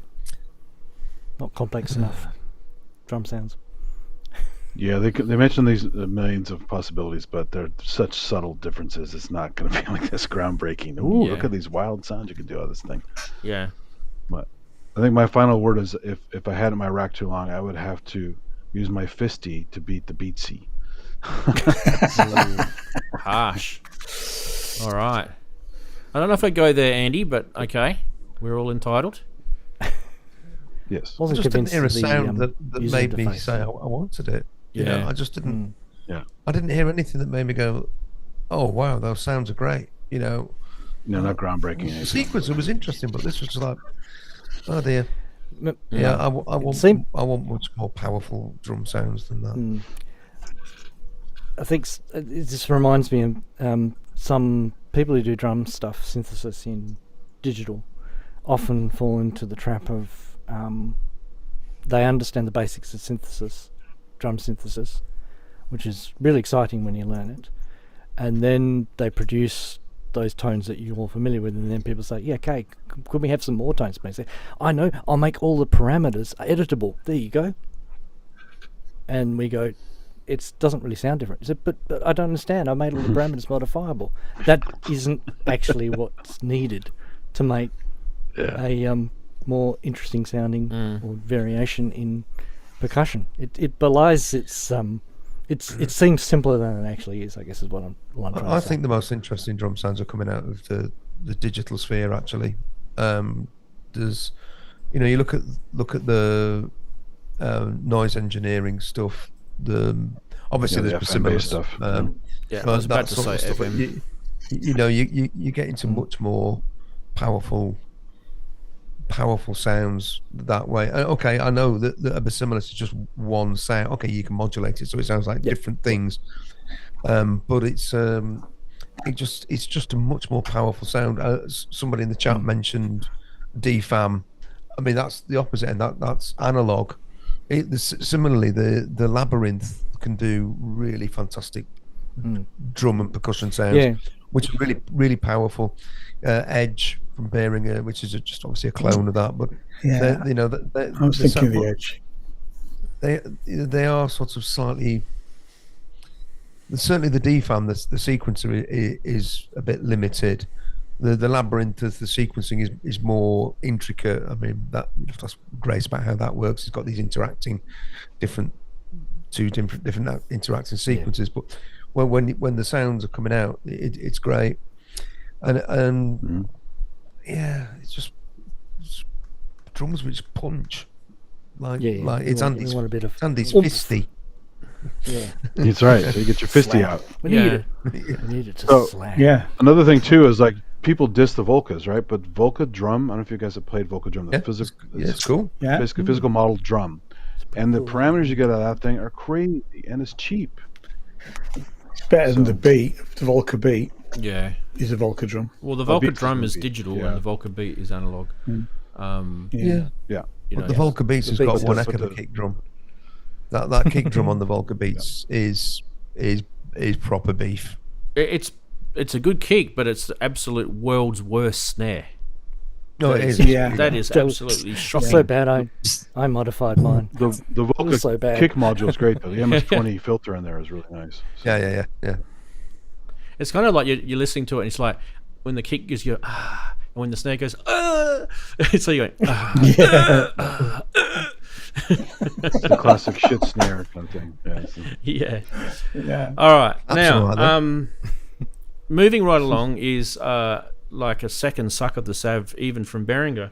They have now released the Mark II, as you guys know, but now they've brought out the grey version. And okay, so it kind of brings me back to, what was all this hoo-ha about the MS1 and why did they bring the Mark II out? And I kind of did a bit of research this week just to sort of like spell it out in a couple of different ways for you guys. The first thing that I came up with was the difference between Mark I MS1. This is Behringer only, right? Not SH101. This is just Behringer only. Is that they've enhanced the VCF and the VCA on it. They've utilized the original 662 chips, resulting in improved voltage-controlled filters and voltage-control amplifiers performance. So that's the first one. The second one is they've given a dual glide function. It's actually a new feature. It's a dual glide portamento, has been only added to the Mark II. And then the firmware updates for the Mark II benefits ongoing firmware updates. So this is going to annoy people. The people that have bought that Mark I will not get the firmware updates of the Mark II. Yeah. So in a way, that Mark I is almost kind of vaporware, really. It's almost like Behringer have dumped, they are doing firmware updates on the Mark I, but I don't expect them to do any more personally. So yeah, this is basically an SH101 if people are looking at this new for the first time. SH101 obviously was a Roland synth of the 80s. It has the famous 3340 Curtis VCO in it. It's a Curtis chip, and this has also got the FM mod controls that were famous for the mods that used to be put into the SH101. So this is already inbuilt. There's a few things in this that are pretty cool. The price is pretty cool. I mean, hell, what is this? $300 US. Yeah. And this has the grip as well. It doesn't show it in that photo, but this has the grip, the keytar grip. And I don't know if it has the strap. It might have the strap in the bag. I can't remember. There is a video of our favourite mate playing this thing. Do you guys want to watch it? You've probably already seen it, right? It's pretty funny. Yes. I don't mind. This guy's a happy guy. I like him. He makes me smile. So It's like, he's doing it's not his job. sad if he commits. But does he do this when he plays with his shoulders? Is he that happy? Hello. Today I've got a Behringer MS1 Mark II in gorgeous grey color.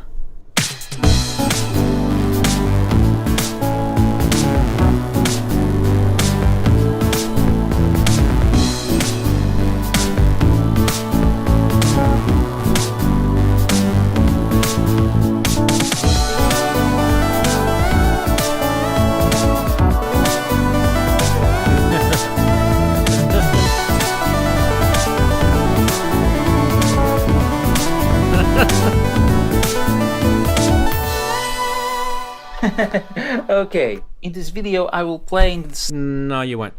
Anyway. He has stick space I there. know a He's on sound stick space. designer. Sounds like a Oh, it just sounded like some out of Austin Powers for a second there. I was Can going I to hold that up? Yeah, you can. I was going to get the crackers out, Andy, because there was plenty of cheese to go around.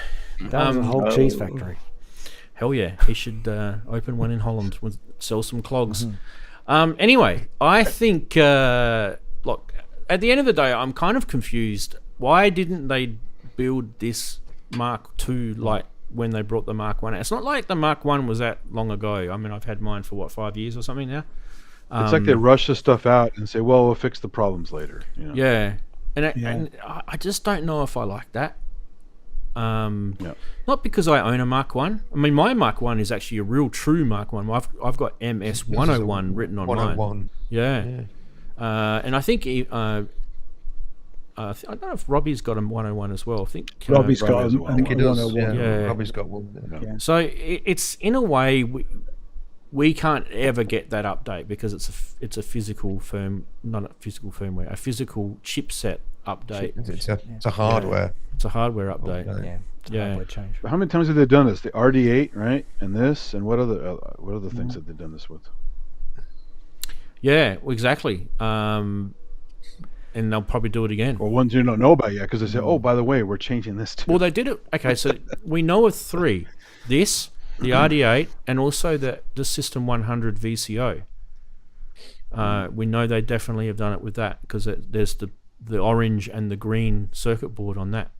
So, yeah. Anyway, Have you noticed any particular shortcomings of your MS-101? not really. Had you ever thought, "Ooh, these envelopes aren't right," or "Ooh, the VCAs"? And I mean, it's not quite the same as an SH101. Like if Daren was to pull his out, and his is a bit poorly at the moment, but if he was to pull his out and we were to set all the sliders and everything, That's you've got the one synth, as well, by Andy, the way, yeah. everybody. Anyone who's listening. Yeah. Darren's SH101 is poorly. Or you, Andy, if we were to pull any of them out and we were to set all the sliders exactly the same and got like got a vernier caliper out, so it was like precision, right? Setting the side, it would sound different. It would definitely sound different. So, yeah. There's reasons for that though, because they do cheaty things. Like in some cases they use digital envelopes, in some cases they don't. It just depends on what they're willing to tell you that they're doing. So it's annoying in a way. The thing is, it's a good sounding synth. It's a very, very basic synthesizer. I mean, the original. I mean the Behringer MS thing goes way beyond what an SH101, an original SH101 could do. That FM modulation that you can introduce into things it brings a whole range of other textures which an SH101 is never ever going to be able to deliver. The thing is, would there mods for the original 101? Yeah, you could mod very it. probably. Yeah, very probably. Yeah, because I mean the original 101 only has 2 waveforms. It's got a sawtooth and a pulse width, a square, and a noise source. There's a triangle wave out as well from the chip that's not implemented, which is a bit weird. It's just not there. It's on the Curtis chip. Yeah. Yeah, exactly. So it's just not there. But you'd be hard pushed to make a bad sound on an SH101. If you make an SH101 sound rubbish, you're doing something terribly wrong. Because it just always sounds nice and it always sits nice, and the bass end is brilliant. Really. I mean, when I was doing my live techno stuff back in the 90s, I used my SH101 for bass over the Pro one. I just found it much punchier and just sat nicer. But so the fact that this and I know the S1 around. And I know the S1 is digital, but actually that's really, really good implementation. I absolutely love my little S1. Yeah. And I've also got the SH01A, the boutique, which again is brilliant. Oh yeah, But it adds a whole layer. I was going to go for that because you get poly. Yeah, you get 4-note poly. Polyphony on that one, and you get battery operated, more portable. Yeah. Yeah. Park bench compatible, Daren. Lots. Absolutely. There's lots of options. Exactly. We still haven't got a thingy for that for Park bench compatible yet. The logo. Yeah. We do need. We need like a stamp, like yeah, like an animation. Yeah. Someone wants T-shirt. if someone wants to do that, Do a T-shirt. do a little MP4 or whatever you call it, MPEG video that has a transparent background. Send it in. Yeah. We can say brought to you by whoever. It's got a kick. Park bench compatible. Yeah. Anyway, it's there. It's going to be, you know, for whoever didn't ever buy the first Mark 1 now can buy this one, and they'll probably be happy that it's better. I think my mate's just bought a Mark 1 not that long ago.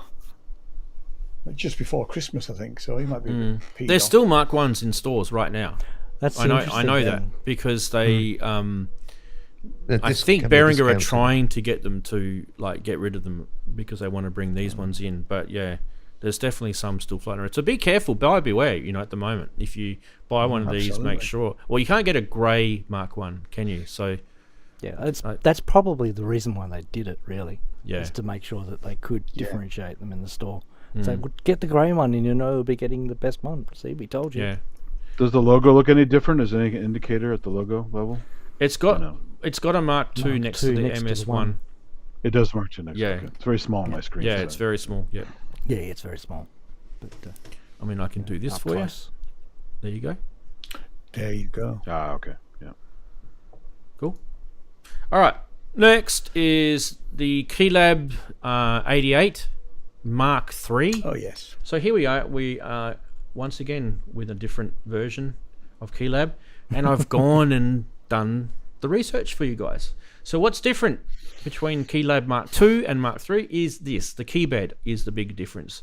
It features the latest fully weighted Fatar TP110 hammer action keyboard, offering that new enhanced responsiveness and more authentic piano feel compared to the Mark II. And I remember when they brought the Mark II out, they were singing massive songs about the keyboard on that. So yeah, anyway, the pads on the Mark III is different.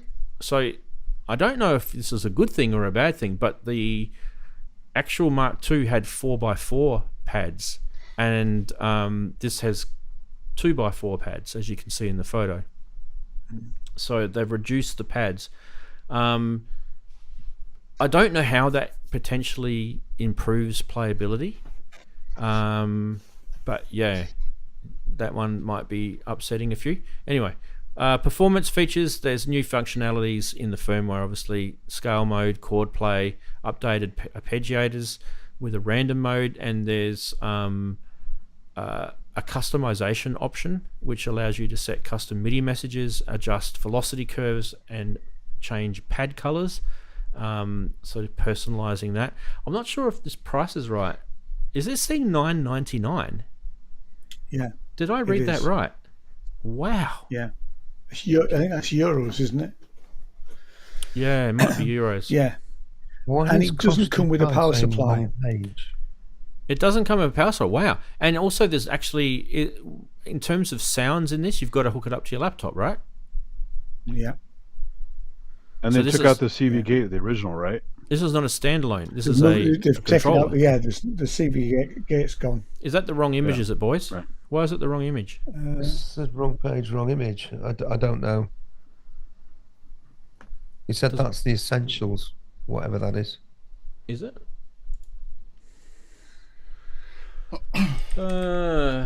What did Arturia give me? Well, anyway, we've got the video, so you guys can see. Oh, it is. It's definitely the wrong image. Yeah, you guys are right. Good pickup, boys. Oh hell yeah, it's way different. Let's get the right image up. Why do they do? This really I haven't annoys seen me. it. One I don't job. know. Get the press photos right. One job. No, it's just. Not you. There. Oh no, it's definitely me because at the end of the day, I should have checked it. Hey, don't piss off these French guys. You already pissed off another one, so. Look, let's look at this, right? So this is their website. That price, I don't know what. I think that might be Australian dollars. That The price. price here is €999. Why is that not scrolling? There you go. There's a better view of it for you guys. It does look really nice. I mean, the 3D renders always look better than the real thing. But this is what I was asking. Why do they do product images like this? Like, Seriously, guys. Artistic. Boredom. Yeah, It's It's the called wood, boredom. Ranz. Let me get It's rid the of wood that. ends. It's the wood ends. Let me get rid of that. Okay, shall we watch the video? Or do we not? The video is kind of cool. It's just some lady going absolutely bonkers on her with her piano skills, and she's probably been Yeah, playing. she's got some chops. She's probably been playing piano She since can she was like play. 4, I reckon. Yeah. Oh yeah, she's really good on that. I She's saw that one of part. those, right? So massive hats off to her. But let's watch this. Let's do this.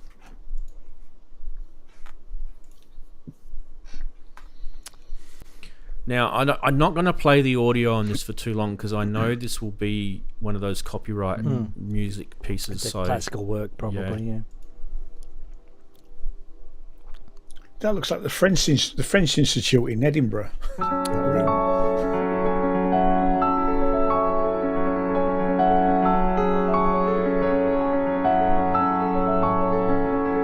all right, enough of the audio. I guess what you guys should be really looking at, it's not how it sounds because it's all digital, right? It's MIDI and digital, is probably more the actions of the keyboard. And you do get to You should see play a little that. bit of the audio right here, which she's playing the two parts. That part's pretty cool. Not yet. She's Yeah, she you changed. see her hand change. Her hand changes place. I'm not so sure about on having the a right. laptop where it is. There's a little plate. Shelf You can thing, see it isn't it? underneath, yeah. Extension. Yeah, we yeah, go. but I, can This is still, where I it- still think you can lose it. Here. Now she brings in the right hand.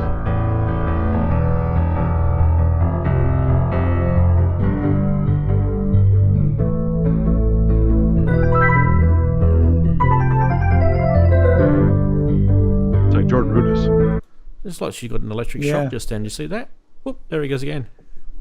Yeah, no. Pulls she her does hand that. away. Look at that. It's an She has a interesting very- technique. Well, that's the hot faders thing. right? Staccato. It's the hot fader technique. It's called a tap. As The Americans Mr. call Wiggly it. would call it, the hot faders. Uh, you know. sorry Yeah, about that, yes, boys, for the we wrong call it- image. Yeah, no. They call it attack. So you need more attack. Look, I don't know about this, guys. Like, Attack the key. Attack. I still haven't got my son an 88 key.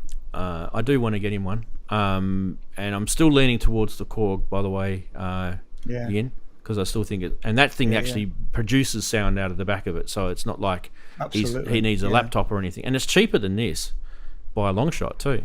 Oh, God, yeah, exactly. It's probably half the price of this. Yeah. So look, Could be. I get what this is for. This is for someone who wants a really nice big keyboard MIDI controller sitting on their desk in front of them. They're probably one of those sort of people. Is it the one for you though? That's the question. Not at that price. Yeah, No.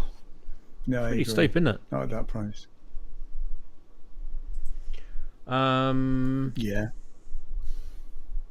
I think Studio Logic SL Grand still keeps coming onto my radar. Studio Logic is superb, actually.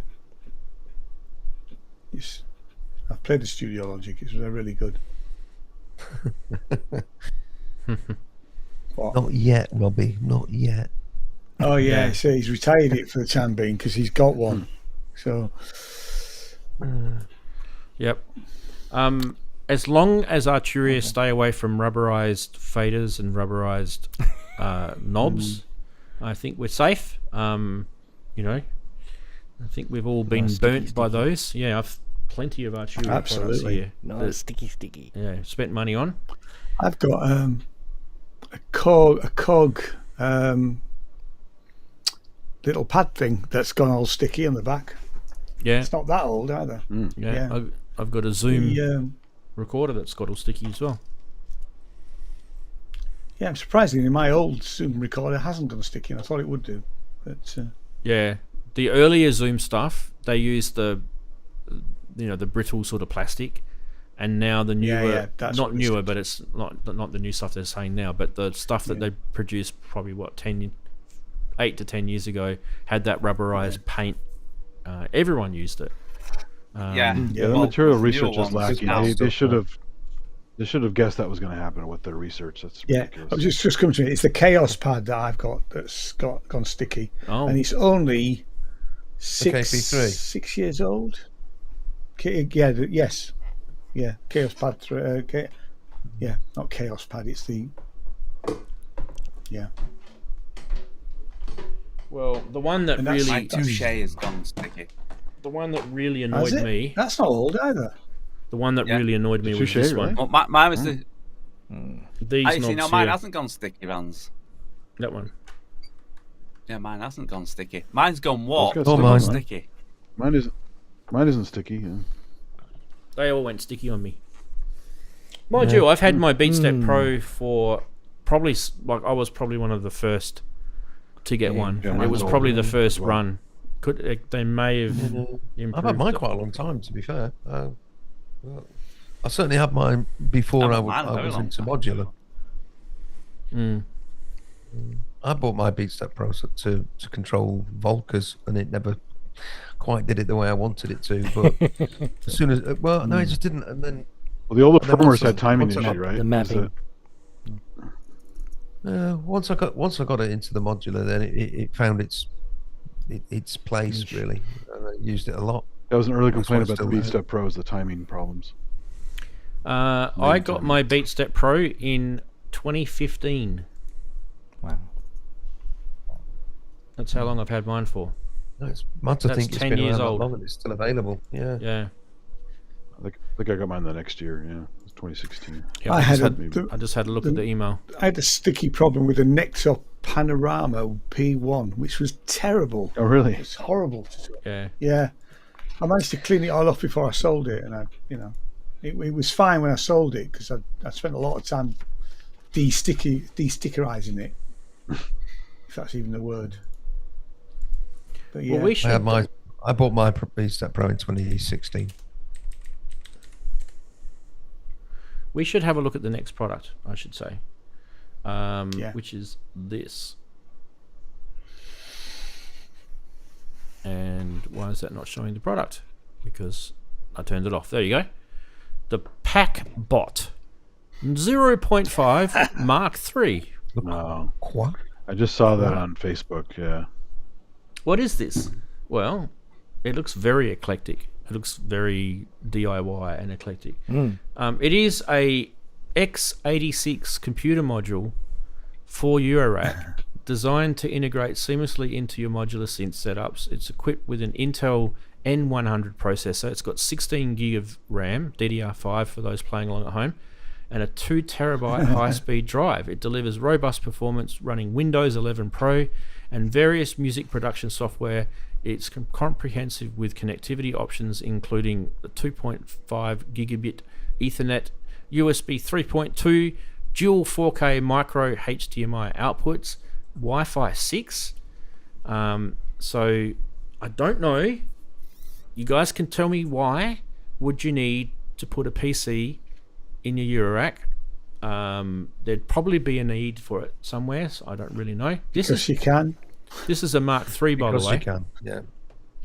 Yeah. There's differences with the Mark II, with the Mark I. It's just basically PC spec differences. If anyone wants to know, I can tell you what they are.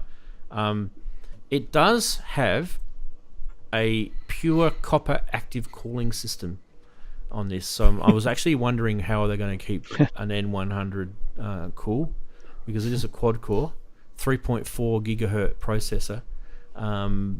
But okay, cool, right?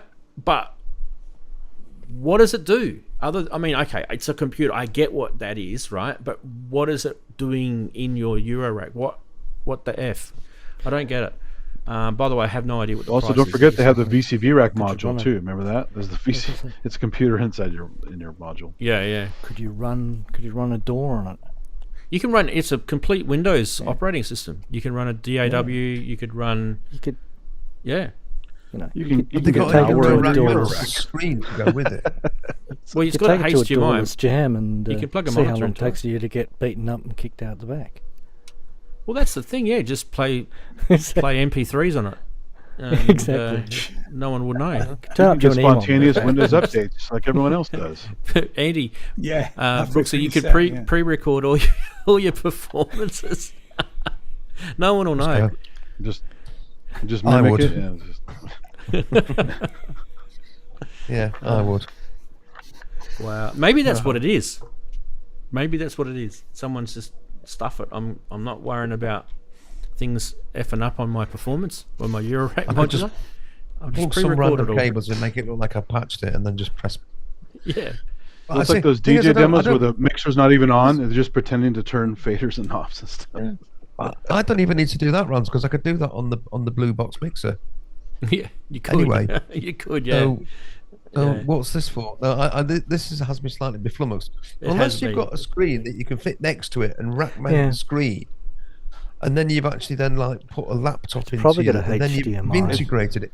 Oh, I know. It has. It's like having a Muse Guys. receptor in your modular system. Nah, I know what it's for. I've just worked it out. Because modular Eurorack is so friggin' expensive, you actually have to do your tax Oh. return on it.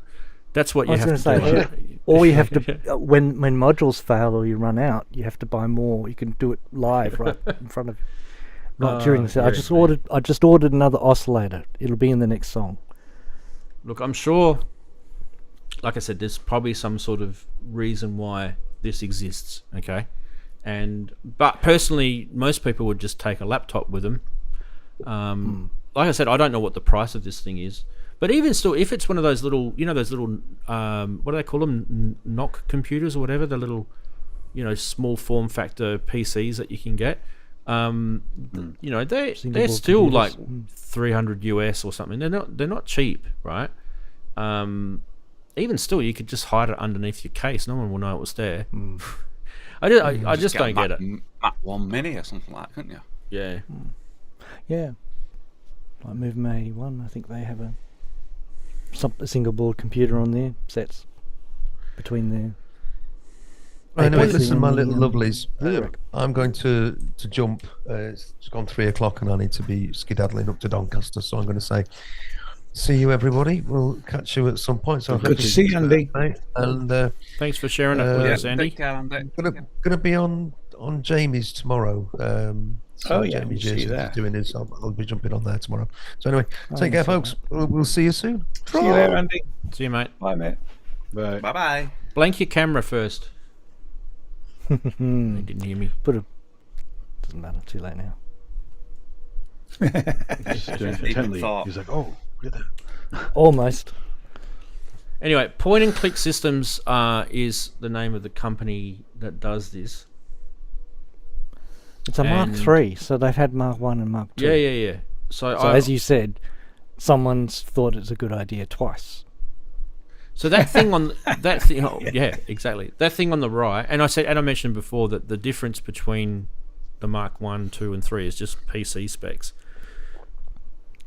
Their website is extremely slow, by the way, but the thing on the right Because is they're using one of those. called the macro pad. So that's another module that they do, and I'm just waiting for that page to load and waiting for the page to mate, does your website run on this? Maybe that's what his website's running on.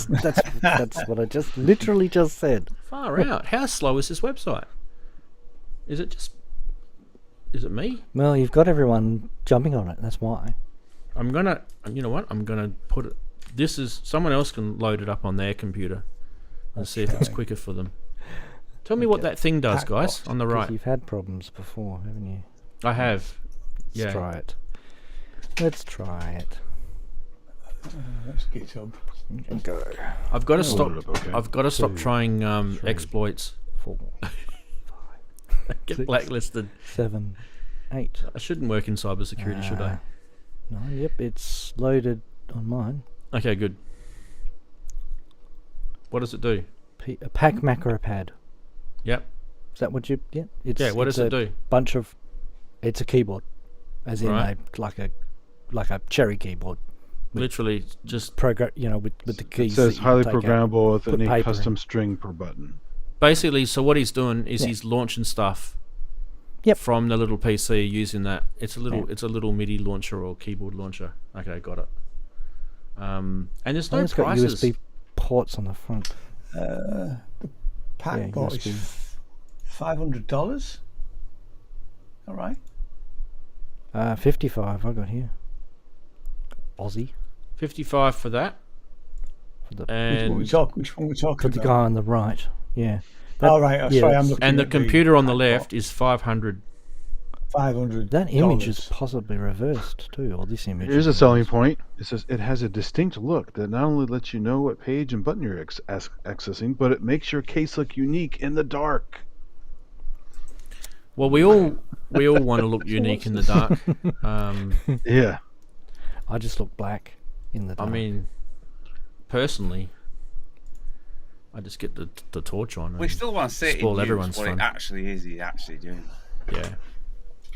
Anyway, I probably Oh, should be lovely, it's got a blanking little out fan for it. Brooksy What's somehow. this? What's the bit in the middle? The bit that's This, because sorry, the bit in which that's picture? Next to the light where the light is. The little strip. fan for it's $55. Holy smokes.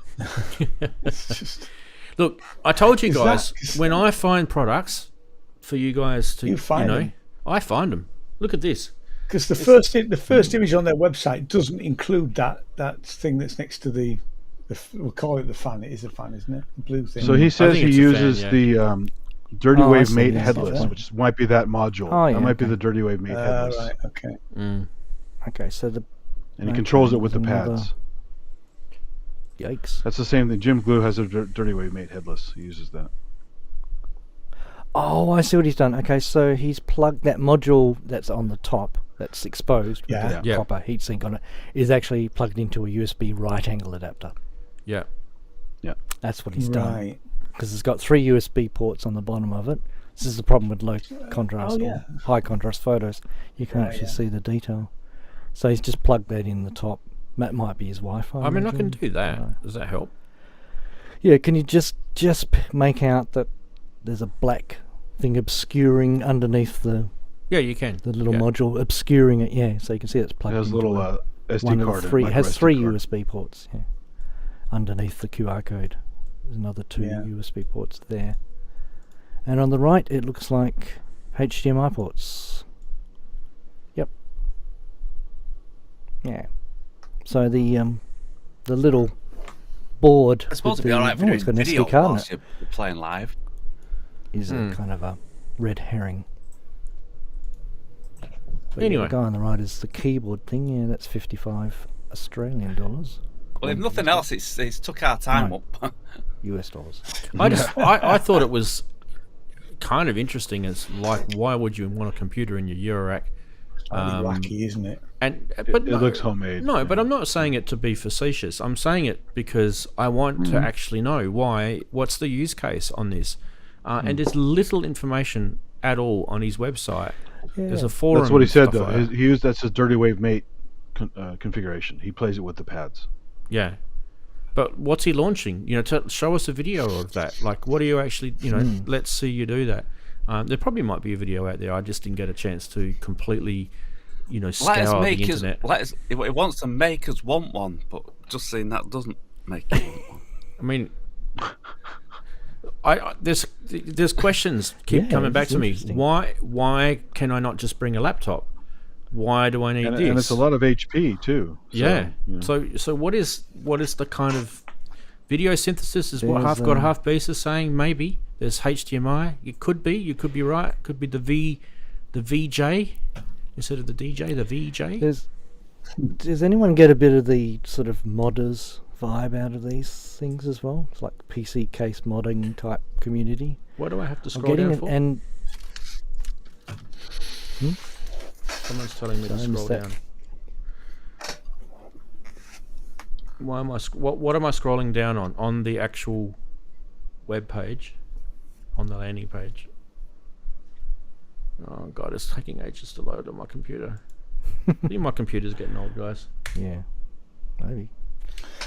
Maybe Yeah, I'll the try that page on is the fine Mac. here. And it's not. I think it is your computer rather than the page. Sadly.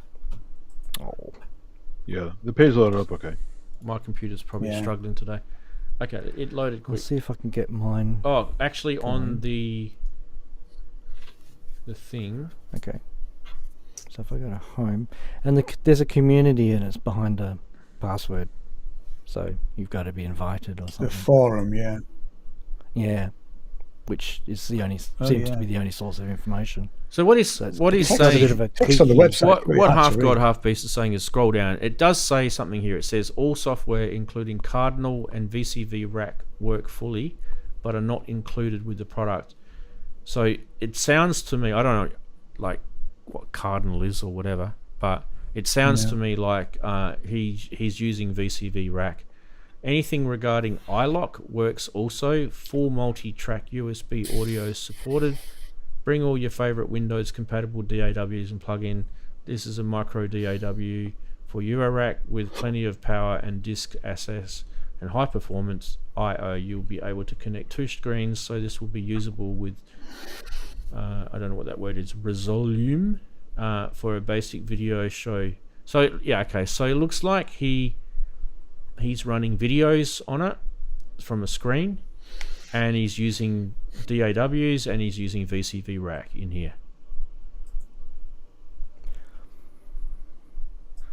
But I still, okay, great, but you can do that with a laptop, can we not?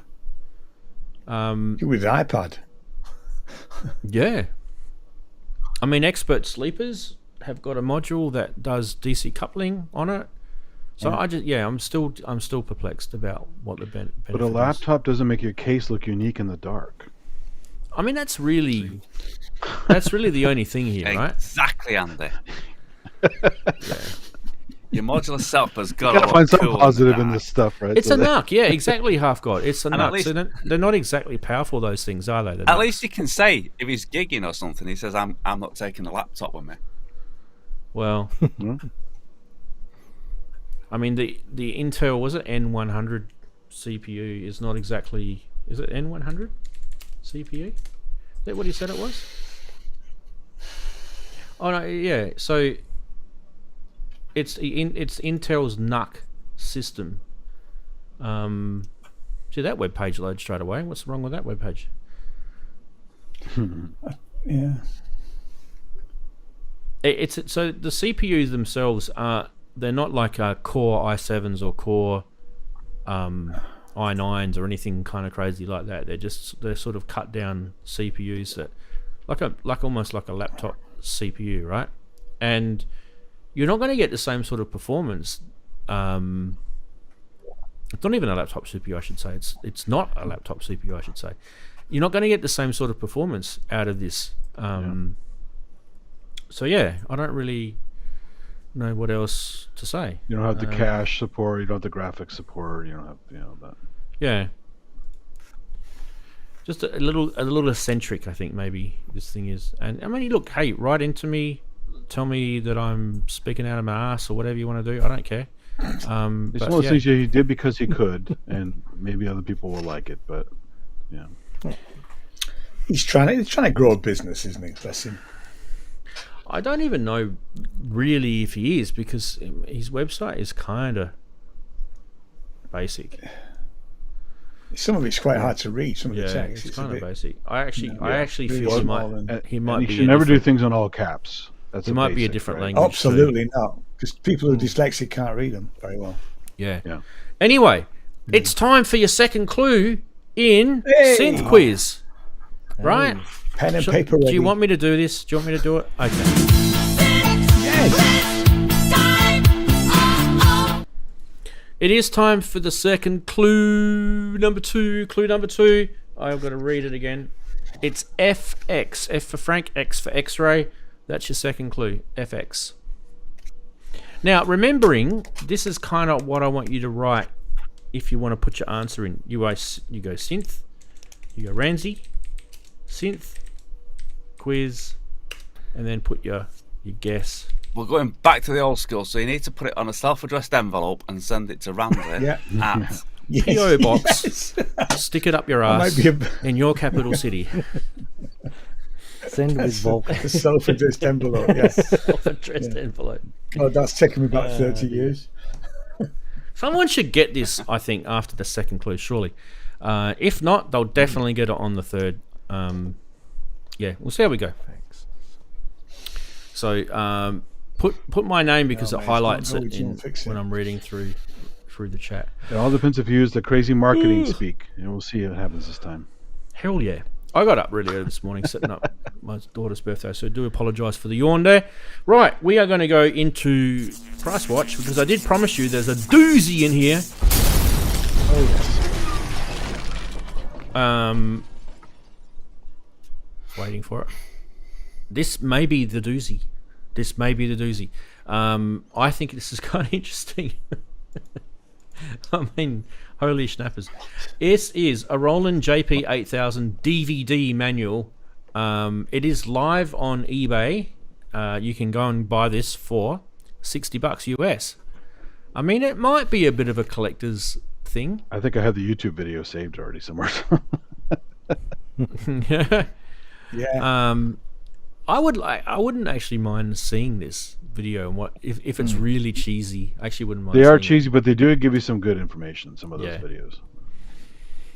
Anyway, do rush out and buy that if you want to.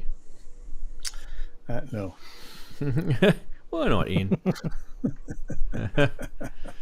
I can watch it on YouTube. Wait, we haven't got to the doozy yet. Here's the next one. The next one is we looked at this thing recently, didn't we, guys? The Eternal Engine. You can actually buy one on eBay. Is it eBay? No, this is Reverb, isn't it? Yeah, this is Reverb. So £2,500. I don't really know if that's what they're worth. That's shipping too. Whatever you do, don't touch the top things. I've got to say they're really exposed to those valves. Really exposed. I reckon a little kid's going to touch them, eh? Smash with your guitar. Absolutely. Yeah. I mean, I made that mistake when I was about 10. I went to my mate's house and into the shed where his old man was tinkering with stuff, and I grabbed hold of a valve, thinking, "Hey, that's really cool," and I burnt my fingers really badly. Opposite of cool. Yeah. Yeah. So maybe don't do it with this. Some sort of a cage. I was going to say I've seen people put cages. I've seen them with a cage over the top. Well, all those high-end amps they sell in China and these specialty stores have giant exposed valves. So these might be the just the glowy valves, and they don't actually get hot. Yeah, it's got an LED in the bottom, probably. Yeah. Anyway, grab that. Don't touch it at all. Next, this could be the doozy that you're waiting for. This is the EMU Systems Emulator 3 sample original brochure. All yours for 153 schmackaroonies. Just the brochure. Oh, wow. I probably have that because I used to collect all those. Doesn't even have Neil Tennant. By the way, I'm warning you guys. It gets better. Price Watch gets better. There's even more. Not this one though. This one is more of a normal one. This is the MFB 301 Pro. Didn't we talking about this last week? This is the look. What I love about this, right, is do you guys remember doing hobby electronics in the 80s? Yeah. And those cases were literally the go-to case for your hobby electronics gear. It's an instrument case. Yeah. It's an instrument case. Yeah. I actually probably got a couple lying around here. I'll do the little zoomy. You guys can have a closer look at that. See what I mean? Whoop. Yeah. Yeah. Whoop. Get back. Whoop. Good. Pressing buttons. Losing control. I don't know why it does that. Anyway, let's go back to go back. Stupid thing. Go right back. Yeah. Go back to there. There we go. Here, go back. Okay, so $432, £215. Daren, what does that do? What does an MFB 301 Pro do? I have no idea. I have no idea. It's a 303 kind of thing? It's a drum computer with a step sequencer. Yeah. Okay. Because it's MFB. Yeah. It's their heritages. Drums and Well, the best thing they ever made was a Dominion 1. That thing was amazing. Well, yeah. Anyway, that's that. German, aren't they? MFB? German? I think so. Yeah. Tanzbar. Yeah. Finally. German word, so. That would be a bit of a collector's thing, I reckon, that thing. I didn't think it The was little that. mini synths they made were cool. I didn't think it was The that. size of an revolver. Yeah. Those I little remember them. blue synths they had. Yeah, they were cool. This is the doozy. $400. you get yourself the Synthy Educational Handbook from EMS. Putney. Yeah, for the Putney. You have to go. Yeah, I have to show you that. I'm going to have to see if I can get the website up for you guys. I have to show you this. It's actually really funny. They're wearing. You can see it in the photos, but they're wearing gloves, looking at the pages, right? I don't know. It's probably one of those things to make people feel like, oh, he's looking after it while we're selling it. Yes, wear the gloves. But even still, just have a look at a couple of pages on here. And he's not Michael Jackson. Indeed. Right. How do I make this full screen?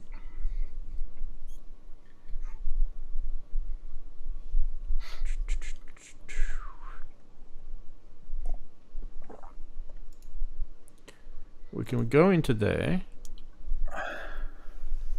and we can click on, here we go, and then we can do this. There you go.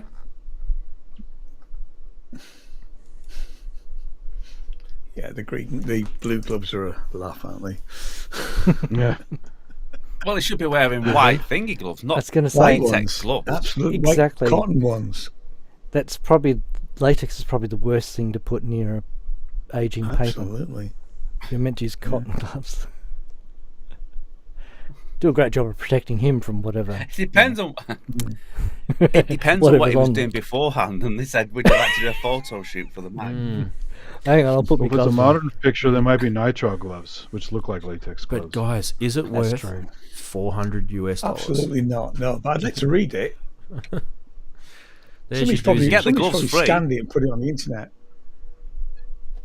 All right, and the last sure one, which I literally put in right at the death knock of getting the show ready, because it popped into my inbox in my emails, because you know how you do the eBay gives you the, if you've ever got saved searches on eBay, and I swear to God, I could have bought one of these things for $200 US used I did. They're cool. about 2 years ago, and look at this, nearly $900 US. What it is if you include the postage, right?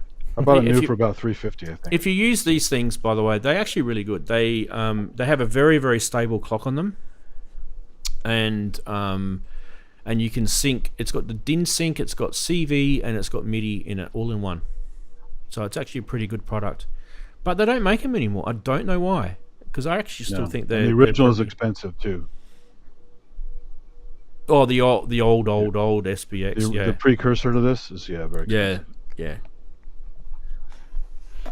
Just back to the EMS, I found it's not quite the same manual, but there's the Synthy Users Manual, free on the internet on the whitefiles.org. Well, I reckon you could probably even find that. You could probably find that, yeah. It's listed, just a quick search and it's come up straight away. So yeah, there you so go. Go to whitefiles.org. I'm sure there's loads of others if I find the homepage. Yeah. Yeah, the only IRA thing I don't have is the MX1. I never got an MX1. Yeah. Anyway, I just is it worth that? No, really? No. That's more than what you would have paid brand new for it. Yeah, way more. It's probably it depends double the price. how into it you are. They are very nice boxes, but yeah, it's not worth that. It's double the price of what Specific they use were case. brand new. I mean, really, it should be. I don't know. I'm guessing here, but no more than about $350 US used for something like this. So that just gives you an indication of where. Yeah. Shall we do the last? Tracker Jack's asking: is the synth quiz? Is it FX or FX? F for Freddy, X for X-ray. I did say that. F for Freddy, you did, X for X-ray. Yeah, I thought that's what. Yeah. We are going to do the third and final clue, fourth synth quiz, and the third. And this is literally going to give it away. The third and final clue is trig.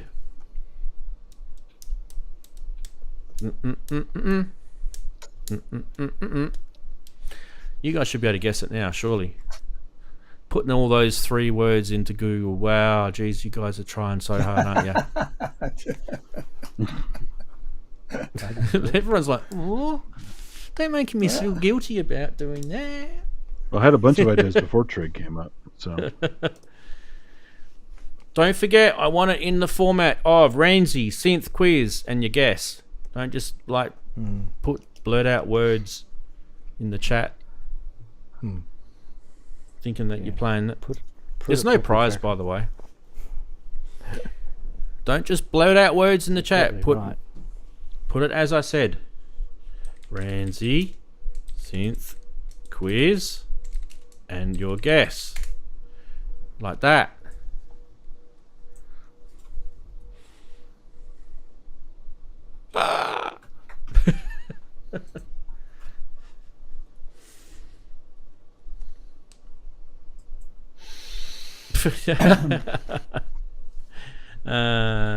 No, I can't go through the clues again. You have to remember them. You can't just disappear halfway through my show and go, oh, I'm going to get back to mowing the lawn or whatever you were doing. You got to stick around.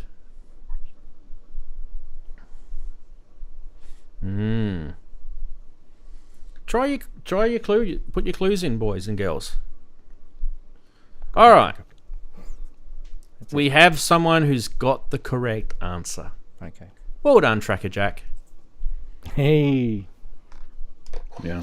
Tracker Jack's got the correct answer. The answer is this big boy. Electron 4. I mean, I've got the Mark If you II didn't- here. The Mark 1 would have If you been didn't fine. say 4, I would have said analog keys also, but it doesn't say 4 in the title. Oh yeah, so. which is the one with the round buttons instead of square? You could have put keys as well. Keys would have been correct. The But analog, it's not a 4 though. yeah. So It's- the three main keywords were 4, FX, obviously. and Trig. Now Trig definitely gave it away. You guys went straight to Electron as soon as I said that word. So well done, guys. Tracker Jack, you get to Trig. boast for a week. They don't have any prizes. Hey, find me a sponsor. I mean, I've got the coolest stinger in the world done by AI. Absolutely. We just need a sponsor for that segment. I mean, it'd be nice to give a little prize out. I don't really know what rules I'm breaking with YouTube. I'm probably breaking thousands of rules. Who knows? Who cares? Oh, they don't like that sort of don't thing on care. YouTube, do they? I mean, the easiest prizes to give out are always software because you can just deliver them electronically, right? It's harder to do things that you have to post, Digital delivery. Yeah. especially posting shit from here. It's Yeah. bloody hell. Seriously. That gets lost sometimes, right? I just give up, mate. Like, Yes. I swear, I reckon there's some... Yeah. Darren, I reckon it's probably the Maldives or something like that. There's a guy sitting there Yeah, well, it's got to be with coming my out. CDs. It's got Ian's those islands. and yours, you know, No, sitting there. Yeah. Yeah. Yeah, We went to the geez. Seychelles. I say. It's. I always envision a courier opening the back doors of his truck or his van, and something just spilling out of the corner, and he doesn't notice and landing in the gutter. And then closes the door and moves on. That's what I Yeah. think of when I think of lost packages. Well, then it goes to Seems so easy to Pennywise. happen. You know, Pennywise gets it in the sewer there. So. Oh, yeah. Oh, yeah. Hey, little girl, want a balloon? It could be, we all what's that float down island not far from India? That's no, it's a no-go area. There's still a tribe on there. No one's allowed to go anywhere near it. What was weird this time, though, was I actually had a tracking number. And I sent it to Ian. Ian's seen it. And you plug the I saw it tracking too, number yeah. in, and it literally doesn't exist now. No. Wow. Just does not exist. That's nasty. Fallen off the face of the earth. Don't worry, I've put my claim in, and someone's investigating Good. it. Yeah. But it doesn't fix the problem, does it? It's No, I mean, I had the same thing with it. Royal Mail have lost a hi-fi amplifier that I sold. It's completely disappeared. They can't find it.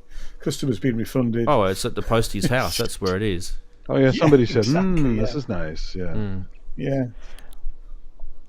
No, I honestly always think wonder if they have people work in the postage system and they just break things, and they think, you know what, we'll just make that parcel disappear, and then no one can Yeah. complain. Yeah, I think I did there's have stuff going in when skips. I had a Amazon driver who was trying to scam me out of my £300 piece of not hi-fi equipment, audio equipment, not that long ago. He did actually. He's no longer an Amazon driver, not in this area anyway. But He knows. You know. Stay away from Ian's house. He wanted me to sign for it. I said, well, it's not here. You know, you haven't, not to give them any aside from the other ideas, but things if they wanted something badly enough, they could damage the wrapper or the box, and especially the return address. And they go, well, we can't send it anymore. Let's put it in storage, and then all of a sudden it disappears. Yeah. Look, I've had things definitely think they ripped out of parcels. I've had things ripped out of parcels, and then the parcel arrives at the customers, and they said it was open and there's nothing in it. They've taken whatever it is, they've taken it out, but they've still bloody posted it through the, you know. Oh, God. You know, grandparents still send money in the mail, and you know the guys just hold it up and go, "Oh, it's not a check; it's actually cash, and it's gone." Yeah. You know how I know? I reckon that someone's done a dodgy.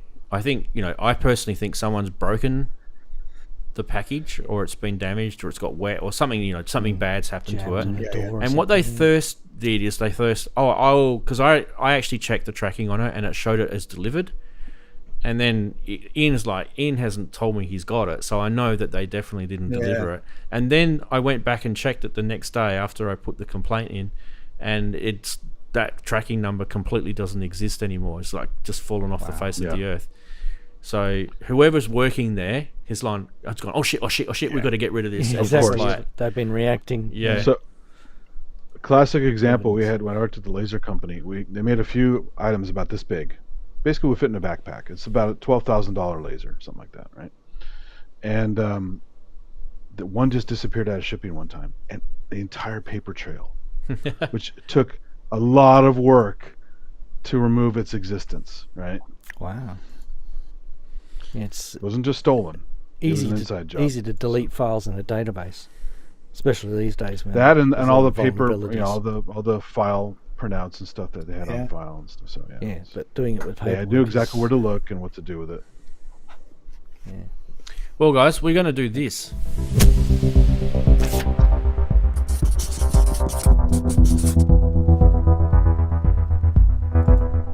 I'm going to beat it. Yes, it is now time to, as I say, each week to let your hair down, especially me. And yeah, we can have a look at our 6th birthday. I guess we could look at that. Did you guys want me to show my embarrassing start to this show? I mean, I showed it last year. It has to happen. It's cringe. It is really it's like cringe. a little kid, right? Yeah, it's really cringe. We need but it. you know, we can do it. Anyone can come watch it. It's on my YouTube channel, right? Is your voice much higher too? Jeez. Hey, everybody. Sounds like Mickey Mouse. His voice has been like that all the time. Minnie. Since his birth. Yeah, he's run through harmonizer. The whole time you've been using harmonizer to drop your voice. I could just could plug this little bad boy in, couldn't I? Yeah. Exactly, yeah. Oh, absolutely. All right. Where are we? I've got to go all the way back Puberty. to the start.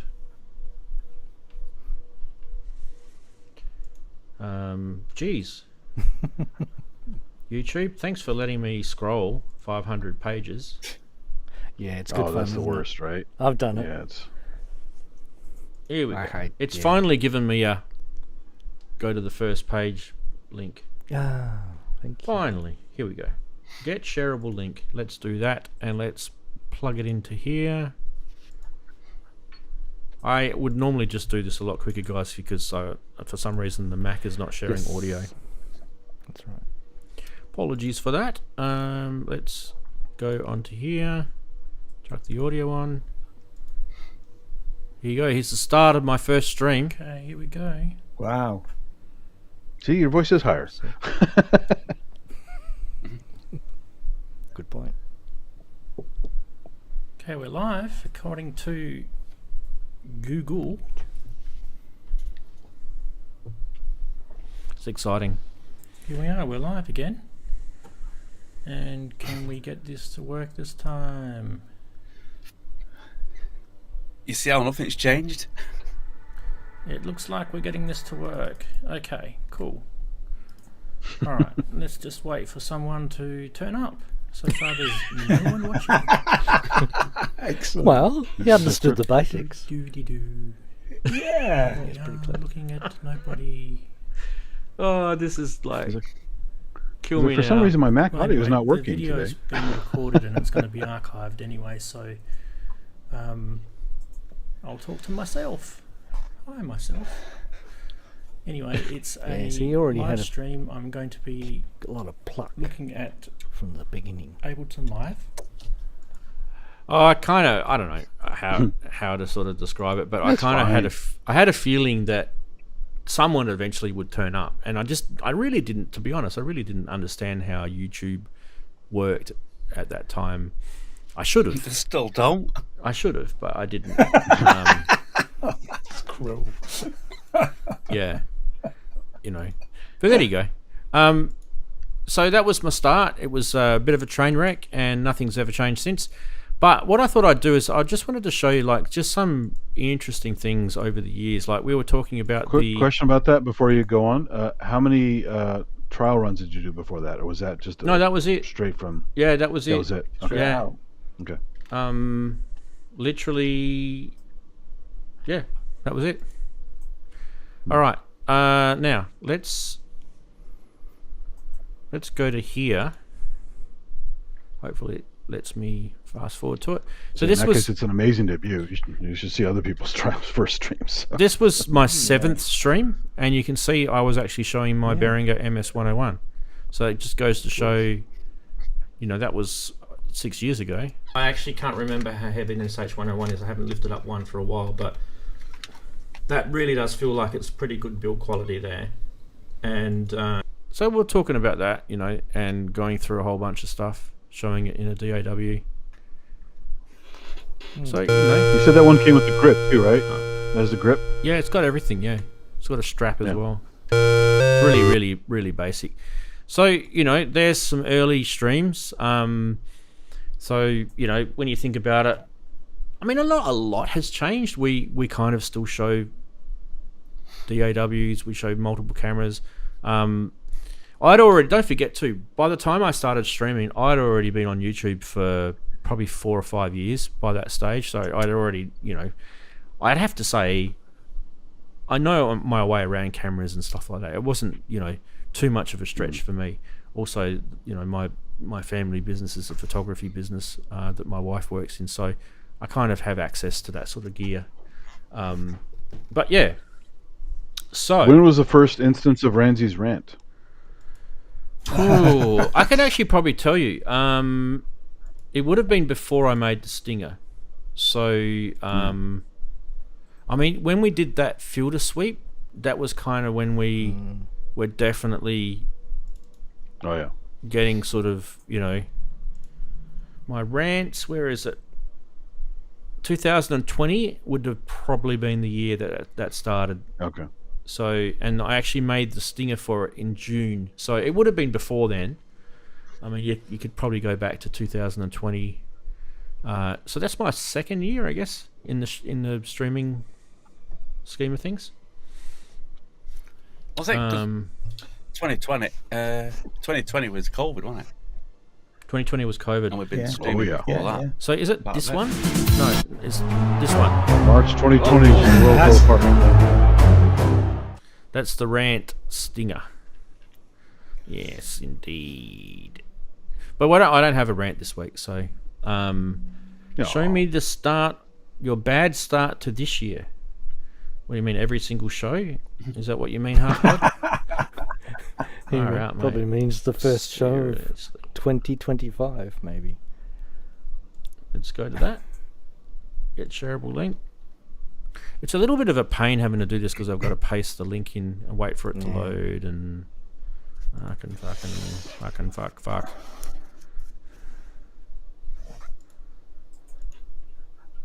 And then I've got to make it full screen, and then there you go, there's the start of 2025.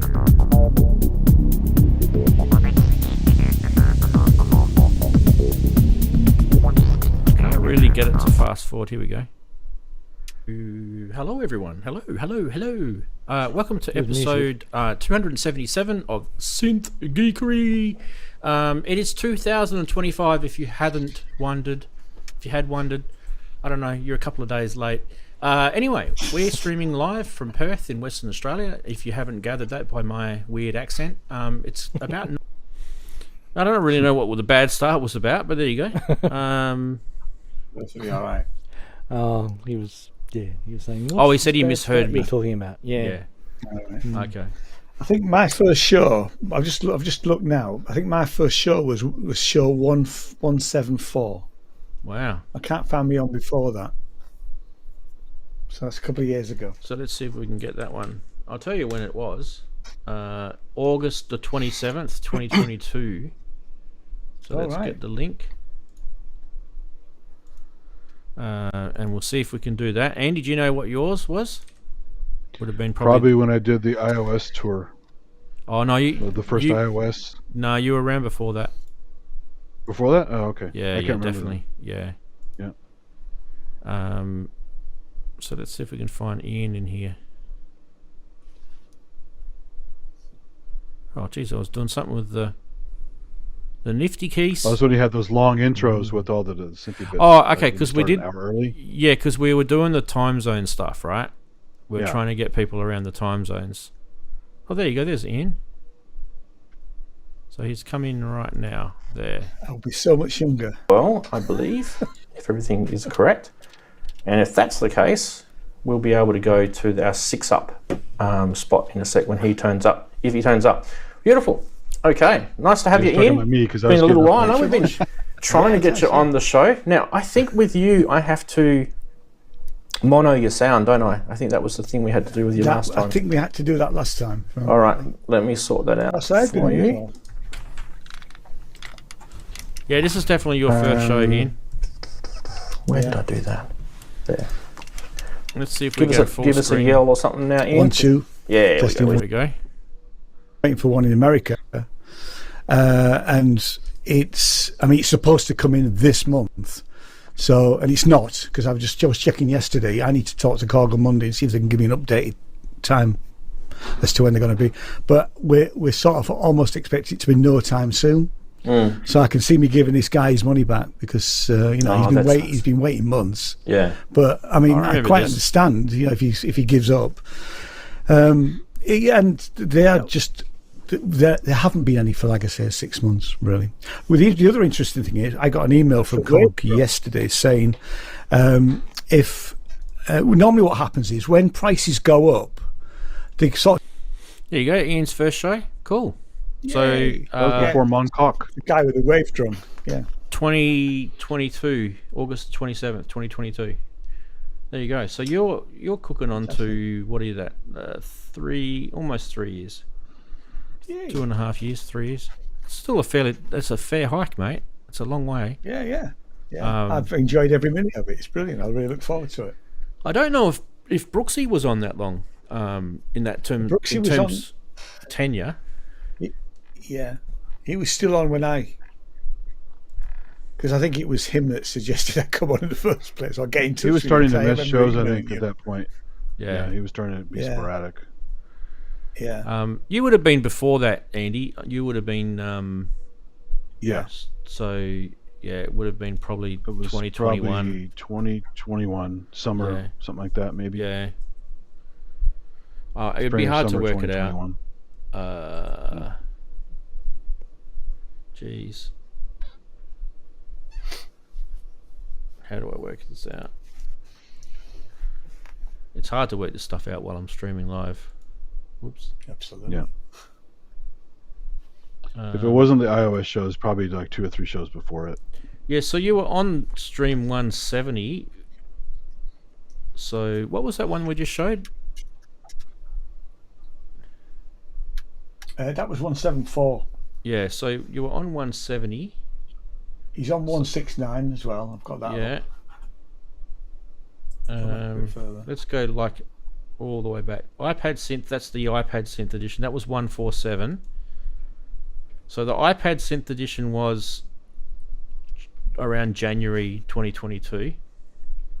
He's on 141, Black Friday Synth chat.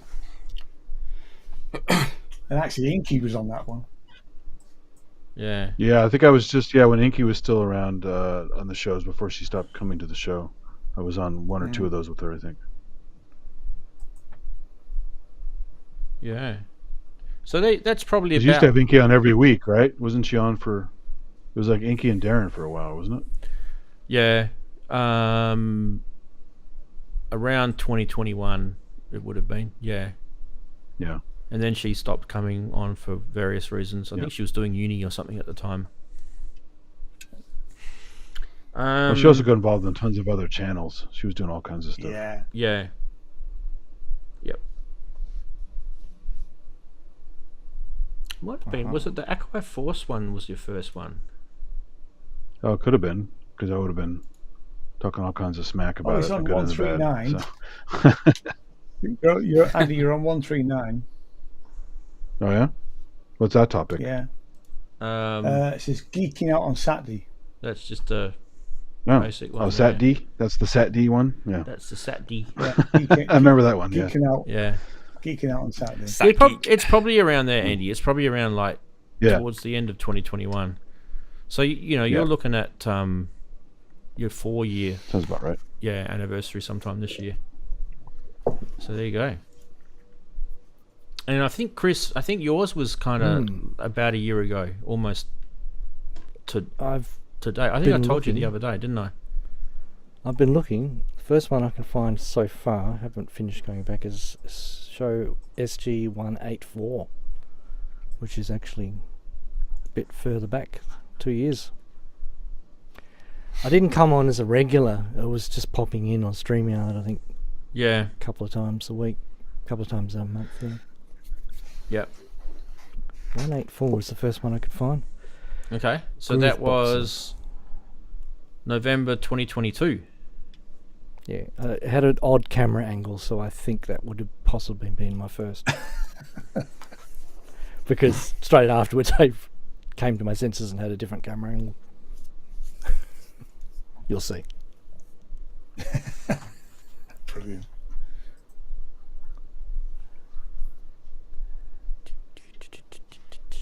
Yeah, I remember one or two shows before I changed my camera angle. I was trying to use second or third camera, and it ended up being like I was this big on screen because it was all the synths around me. Yeah, it would have been. About 42, 43 minutes, Ranzee. I think was when I popped in. Might have been before that, Chris. Really? Yep, I Yeah, haven't it gone- might have been finished going before back. that It's- because I didn't really give you much of an introduction there, and I definitely remember No, giving you that's a big yeah, introduction. that's what I was looking for. Yeah. Yikes. It could be 183. Could be.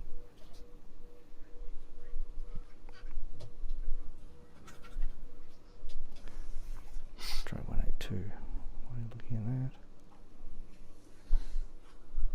Let's just have a quick look at 183. Yeah, 183 is your first show. Okay.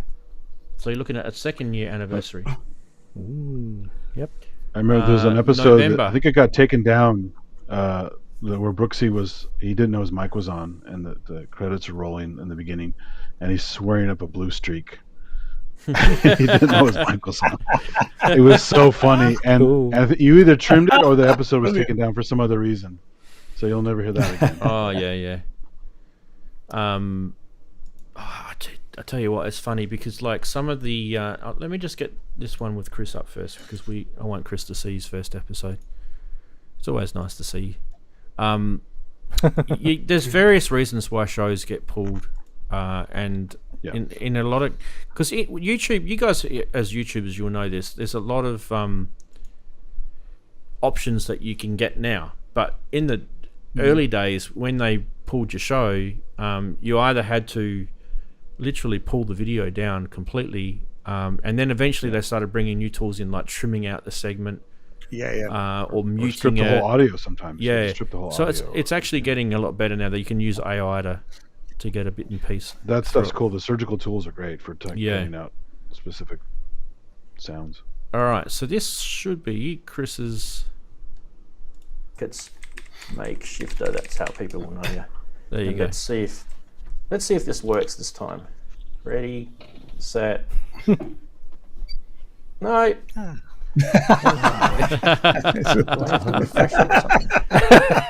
So business as usual. Oh, yeah. Lost weight. I mean, J. Cole. It's professional, mate. This show. It rings. highly Oh, there it professional. is. There we go. It just took a little while. It just takes a You're little my while younger for brother. Google, because I use a Google spreadsheet. Hey, look at that. He's all official now. Welcome, mate. Nice to have you. Hey. Nice little setup you've got there in the with you. all your gear and stuff. Tell us a little bit about yourself, because Wow. There you go. That's Chris's first show. Brilliant. Yeah. Wow. I mean, yeah, I can. There's been a whole bunch of people on here. It's There's exactly the same.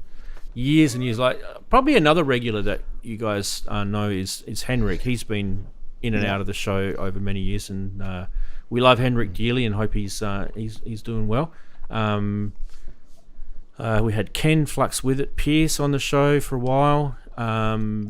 He's kind of been a little bit hard to get more in the more recent years when he started working for ASM. Yeah, ASM. But before that, I don't know what he was doing for a living before that. But yeah, he was more sort of flexible getting on the show.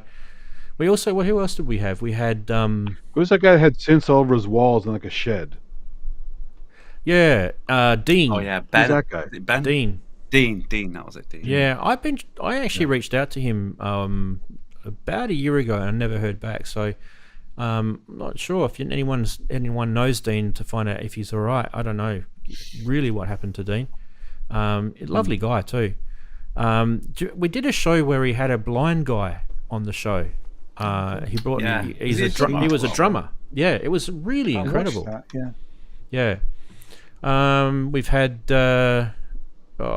heaps of people on. We've had some pretty famous people on as well. Some YouTubers. Oh, wait, I'll start with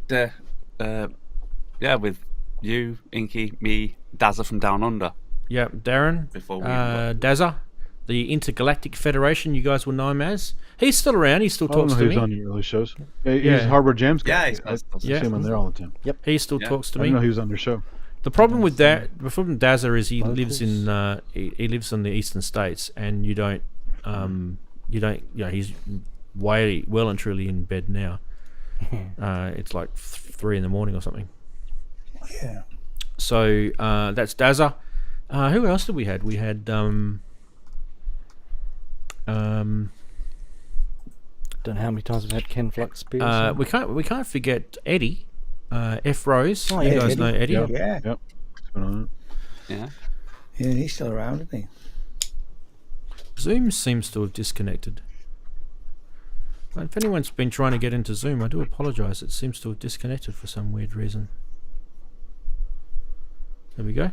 Yeah, I'm Eddie's sorry. really busy lately with work and other stuff, but we managed to eke out a 6 oscillator show once a month. So I missed one or two of them because I was traveling or something. But I mean, I've even had, Inverted Popes was in the chat before. He's been on the show. Good old Chob. He's a lovely fella. We've had Steve. You guys know Steve. Steve, yeah. Steve Ward. He's been on the show a fair bit. David, of course, you guys know as ASEF in the chat. He's been on the show quite a lot.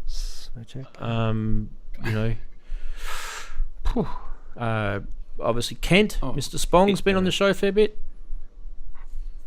Robbie Raven, of course. Puricelli's been on the show. He's fair probably bit not as well. around Kent today because he's been watching the rugby. I think there's a pub later. I think you guys. I don't know if you've seen. Usually it. is. Yeah, because the Chris, I think it's about 9 a.m. our time by the time we wake up tomorrow morning. Yes. What's 9? England are I'll playing be at about F1 I'll 4:30, be I think. asleep, mate. I'm going to be sleeping in tomorrow. I'm telling you. Oh, awesome. I have First time in had. a long while. I have literally had like one of the hardest weeks this week. For daughter's birthday, I did soccer grading for my son's team. Oh yeah, he said. I'll hold it sort of real quick so no one's names get. But that's. Oh, you said that one grading kid. sheet there. You said the one kid wasn't invited back, right? Because of difficult parents or something like that. Yeah. Yeah, he's not playing. But even still with the grading, right? You do the grading, and like every year, I guarantee you, every year someone whinges about it. Every year, right? So what happened this year is, I used to coach like a beginner team, because they have kind of levels for your age group, right? They have levels, and I used to coach a beginner team, and I've coached it for a couple of years now. So I was kind of like the beginner development coach. And I didn't really like it, to be honest. I get a little bit impatient with the beginners, especially the ones that don't come with brains. They tend to frustrate me a bit. Well, plus you have to give them a fair shake, right? Everyone gets the chance to play. Yeah. And it's hard. It's hard to be a soccer team and not want to win games and score goals and things, because that's kind of what everyone wants to do. But then you get this new woke society that it's not about winning. You shouldn't be like Liverpool Football Club. It's only just a backyard small about club. Participation. We're inclusive. All that sort of. You get all sorts of stuff going on. Every year we do grading. Every year someone gets butthurt about their son or their daughter not getting graded in the right spot. That disappointed. Now this year we got so my team changes every year with different kids, right? So I don't get the same kids every year. You get some players that sort of stick with you because their grading kind of fits with that.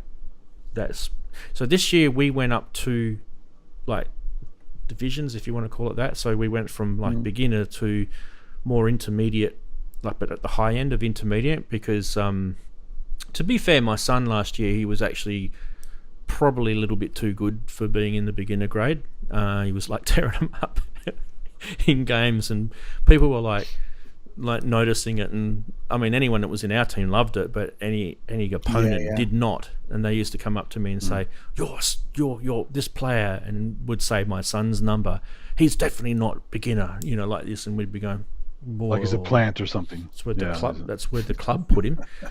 So anyway, this year he gets put up into a higher division, and the club wants me to coach that higher division. So I go with him, sort of thing. I mean, obviously, I'm not going to coach a team that my son's not in either. So either I don't coach or I coach, and they make it so that I do. And this one kid that played with my son the last 2 years in a row didn't get in the team. And I get a message from the mum, and she's butthurt about it, and she feels it's unfair. And I mean, okay, so grading happens at our club, it happens between 7 coaches. There's literally 7 coaches working who are all experienced. They've got at least, I think the most inexperienced coach has got like 2 years coaching experience, which is a hell of a lot when you think there's like 25 training/game contact days during a season. That's a lot of experience to, and then they all put their grades in, and then the club then collates it and averages it, and then that's what you get as a player. So you can't really throw a grade. Like, you could, even if you went, I don't like that kid, I'm going to give him the worst, even if you, I mean, I don't do that because that's unethical, but even if you were to do that, it's not going to make a massive difference because there's 7 coaches grading, right? You're 1/7 of the area. It does, a little bit. It might sort of, I don't know. It might pip him across the top of the line from another group or that. But this particular kid whose mum whinged to me was kind of in the middle of his grade anyway. So even if someone did sway the grade, wasn't me, but if someone did sway the grade with this kid, it wouldn't have made any difference. He would have probably only just gone up a position in the team, like in grading levels. It's still well and truly within the grouping, and I can't control that, and I don't really understand why people get butthurt about it. So it's either they just don't understand how it works, and Do you guys use the term bench warmer? Well, no, but you can't. So when you play soccer in Australia under the code, you're technically as a player, as a kid, you're supposed to get at least half a game time, even no matter how bad you are, right? So I mean, you know, you'd probably want to hope that the club gets the grading right, so you're not stuck with some complete numpty kid, right? But at the same time, you might get some kid who just decides, nah, I don't want to play soccer anymore, and parents force him to come each week. You do get that. And then you do get that, yeah. You have to work with it, and there's nothing you can do. You can't bench him, Andy, because if you do that, you get in a lot of trouble with the club. Yeah, because it's not. It's but not in school you inclusive. can do it, just not in a club. In school they're ruthless. In school, like my son, he gets. I don't even understand how physical education works at school. It's like, I'm sure you guys have scratched your heads, right? Yeah. But my son is actually probably one of the fittest and sportiest kids in his school. But they're all sporty kids, you know. But he gets, I don't understand it, but he gets really sort of average grades for physical education. Yet when he plays club sport, so he plays club soccer, he gets the golden boot. He kicked the most goals last year. He played another game called floorball, which is kind of like an indoor hockey sort of style cross between ice hockey and outdoor hockey. You know, it's called floorball. It's really taken off. It's a sport that started in Sweden. It's actually a really cool game. If you ever check it out, you should check it out. It's cool fun. And he won the grand final last year in his division for that. So he's a sporty kid, right? Don't know where he gets it from, and it's definitely not his parents. That's for sure. It's weird. I mean, I played sport when I was younger, but I wasn't like getting MVPs and golden boots and winning grand finals like he is. And then when you get his PE grade from like the school report, it's just average, and it's like. And then you talk to parents of the kids who come last in the athletics races, and their kid gets the same grade as yours, and you're like, what? I just think, honestly, I think this teacher's just like, everyone gets a C. Yeah. Everyone gets it. No one gets an A. Everyone gets a C, and maybe one kid gets a B. I think that's probably one of those pricks that looks after the PE at my Do you guys have the concept of red shirting as well? No. You know what red shirting is? Yeah, I know what red shirting is. No, So they don't do that. It's a way they keep you. You're supposed to advance to the next level, but they'll pull you back down, so you have an advantage. Right. And in the case of the World Series Little League, where they used to have like Cuba and stuff playing against the U.S., and you could clearly tell the guys in the Cuba team were like much older kids, but they lied about their age so they could win the thing. Yeah, and so that's another form of red shirting. It's kind of funny, but schools will do that sometimes to keep people. Yeah, it certainly isn't down to the parents, because my eldest is very good at rugby. He played rugby for I think it was York under 15s. I think he played for, and he still plays now. Now he's in his early 30s. He plays, for a local team down in London. So, and he enjoys it. And I was absolutely rubbish at rugby. Absolutely. I was terrible. I was terrible at all sports apart from racket sports. Which code, though? Is he playing... he's not playing league. He's playing union, right? Play union. He plays union. So he likes the scrums and stuff, yeah. Yeah, he does, yeah. See, I think union's more of a gentleman's sport than league, though, isn't it, don't you think? Yeah. Yeah. I mean, they did leagues to make it faster, didn't they? Yeah. They speeded the scrums but up. He's played both. Yeah. And when he was, all the way through him, right up to him going off to university, we would take him to matches on the weekend, which was great fun actually. Saturday and Sunday. Jen would have a bacon butty and a cup of tea at 8 o'clock in the morning. What was that famous English player that was really good? Is it Wilkinson? Wilkinson? Johnny Wilkinson. Yeah. Johnny Wilkinson. Yeah, the English rugby player. Yeah. The guy who did all the field goals. He was incredible, that guy. He had a really good he's retired now and he's brilliant. Yeah, absolutely brilliant. Won you guys the World Cup, didn't he? Pretty much. Absolutely. Yeah. Off his own boot. Yeah. Anyway, scaling it back to Synth Geekery and our birthday show. I just kind of feel like I started this year doing that re-show series on my YouTube channel, where I actually, it takes ages to do it, but I actually have to go back through, and in some cases, if I'm lucky, I've got my blog articles and I can search through those and find out if I've done stuff. But in a lot of cases, I haven't. I've been very lazy at putting what information's in the show. It's usually about 3 hours each week in a show, right? And you guys picked it before. Like, we used to do these little 1 hour pre-show things, right? Which I don't know why. I used to think, okay, well, we started the show at the same time here, but you guys all have your daylight savings, clock forwards, clock back, and it kind of all got ski-whiff. So at one stage I thought, what I'll do is, if I'm starting the same time and you guys are an hour later, I'll just do a pre-show for an hour. And we used to have people turn up an hour later and do the normal show. But then we'd have people come in early and they would sort of hang around. And I used to do jams and all sorts of kind of crazy stuff. And I don't know, I don't know if I miss it or if I enjoyed it. It's usually a pain in the ass to set up, because you're not going to, like, you guys think about this. On a live stream, you're not going to sit there, plug a synth in, and just start jamming, right? You need to prepare. You got to prepare it, because it's just going to come across as complete numptiness, complete beginner.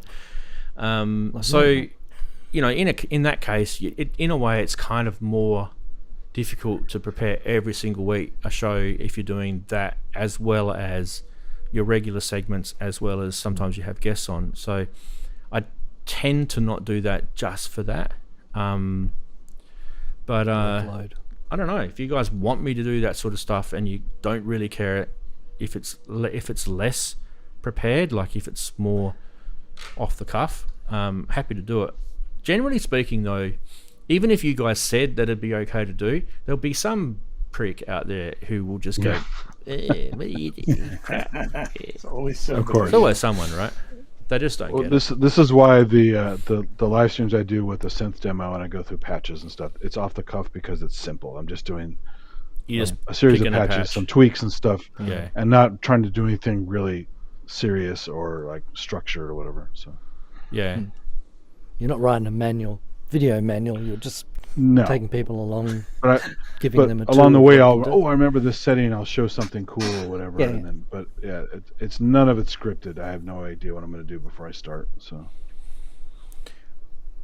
anyway, so one of the things I found when I was thinking about this week, we're going to do a 6th birthday show. What does that 6 years mean? And I thought, I mean, I've already thanked everyone and everything earlier in the show, and that's the sort of foundation of everything there. But on top of that, it's just a little sort of tidbit. I thought this was interesting. When I do shows, I get so many varieties of comments from people over the years that you just scratch your head and you just went, what? And it's just really funny. Like, I don't know, the other day I was reading one and some guy wrote YouTube comments. Yeah. Some guy wrote like we were showing, I forget what we were showing. It was probably just a synth or a module or something like that. And the guy wrote, wasn't very musical though, was it? I'm like, what? Missing the point of the demo. Did you not watch it? I get a lot of really weird ones that are clearly language barrier things. They'll make a comment that just, it's readable, but it doesn't really make sense, and it just makes me chuckle because I'm like, are they insulting me? Are they just confused? I don't know. So I often leave those and have a funny comment. You just leave them. Yeah. Just ignore it. I leave a funny comment about whatever this is. Yeah. Oh, I get people commenting literally on the wrong video. Maybe they've got like 5 of my videos open and just comment on the wrong tab or something. That's like, great. Well, what's this got to do with the MX1 mixer?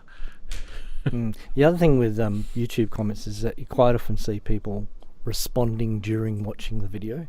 You can tell. Yeah. If you look, you can tell that they're just going, oh, well, that's not right. Oh, but what about this? Oh, I see you've already shown it. So they haven't worked out how YouTube works. Yeah, they haven't worked out how YouTube works. I'm guilty of that too on videos. I'll start commenting and then I'll watch more of it and I go, oh shit, and I'll make a secondary comment to just say, oh yeah, I missed that. So I try to wait till the video's finished. I'm a glutton for. I get excited sometimes. I can't, especially if it's something really cool. I have to make a comment right away. You're more immediate that way. That's true. I mean, it's kind of, how do I say it? YouTube, in a way, we're kind of protected because we're in the privacy of our own homes or studios or whatever you guys are. But you're not really, because you're actually now publicly showing yourself and your bass and your voice, and you're out there. And at first it kind of is a bit scary. Everyone has that. It's a bit of a dread feeling that you get at first. It's kind of, I don't know if I should be doing this. It's that dread sort of feeling. Anyone who's never done it will, once you first do something, it's different to like a Zoom call with a crowd that you kind of may or may not know, but it's kind of like a closed Zoom meeting, or it's different to that sort of thing. It's, in a way, it's kind of similar to if you went busking in public. Yeah, it's like a live performance. You're basically putting yourself out there, and shit, what am I doing now? But, you've seen sometimes those. Well, half the time I forget that people are seeing this, unless if I wasn't looking at the chat, I would think it was just us just having a chat. Just having a chat, yeah. Just you do forget, don't you, Darren? Yeah. You do forget. And then you sort of look down at the chat and go, "Oh, hello, wait a minute, people watching." Hang on, I've just pissed someone off with what I just said. And then I'm like, "Yes." No, I'm not really. But yeah, I don't know. Like, I guess you get more comfortable doing it, but you don't ever fully get 100% comfortable. You still have that shit, that sort of just be careful what like I'm always constantly sort of worried about copyright strikes are the worst ones, for me. It's really, really hard to show you guys stuff without having to, it's almost like I have to censor it, not because I don't want to show you guys stuff, it's because I have to get around the stupid algorithm or the copyright claim people, and 9 times out of 10 those people are just trying to get your money. They actually, in a way, it's just a scam. Yeah, it's a scam. Really, it should be fixed. That thing, definitely a scam. I mean, that filter sweep thing was just incredible. That the algorithm just like sucks, that's part of the problem. I love how we found it though. We found it, and then if you're working for YouTube and someone presented you with that, you would be embarrassed by your software coding ability, because really, at the end of the day, you would be embarrassed. Depends whether you're even a day the purple one fell off employee or a day 2 employee. But this is what companies do. They rest on their laurels and they don't change things. They go, the algorithm's good enough. Yeah. Or either that, they have people that work as contractors, or they have people that have left the organization that have written that particular segment of code, and they're like, well, you know what, it's not really broken, there's just a couple of people whinging about it. They'll go away. Because you would think they would try to fix it, since all the BS they have to put up with it, all the claims and all the fights of the claims and all this, that's a lot of their own time trying to solve these stupid problems when they've caused the problem. So, but I'm of the opinion that there's an AI handling all that. There's not a person for it's levels deep before a person jumps in. Well, when you've done we've done the legal paperwork back and forth, then it's obviously somebody reading it. But well, maybe not. It might be an AI doing that as well. You don't know how sophisticated these AIs are getting. Well, you get some. I've seen some snarky emails and stuff. So unless the AI got snarky, Look, I was thinking about that synth quiz, sophisticated. That synth quiz stinger that I did, right? So there were 2 different AIs that I used. One was to generate the really naff looking video, and the other one was to generate the really naff sounding audio. And you guys know the audio when we've talked about that particular thing on the stream before. But I always think to myself, it's quite amazing how they can get a voice to sing.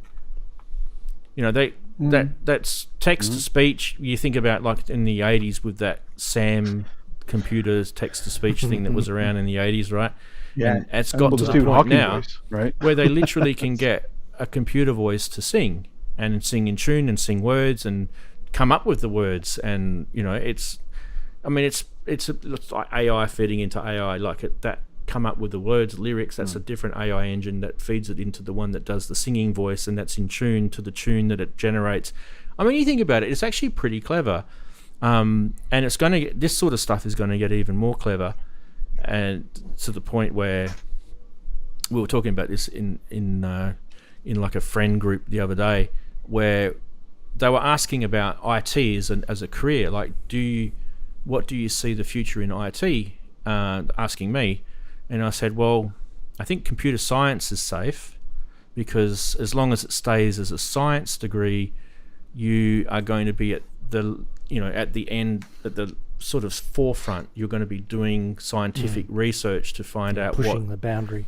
What's going to be new, bleeding edge. Yeah. And AI development is a science, and cybersecurity is a science, and forensic science, and all that sort of stuff. Like, that's where computer science fits in. But the actual IT degree, I don't know what you guys are calling it in your countries, but in Australia it's called a Bachelor of IT, and there's a few other twists of that.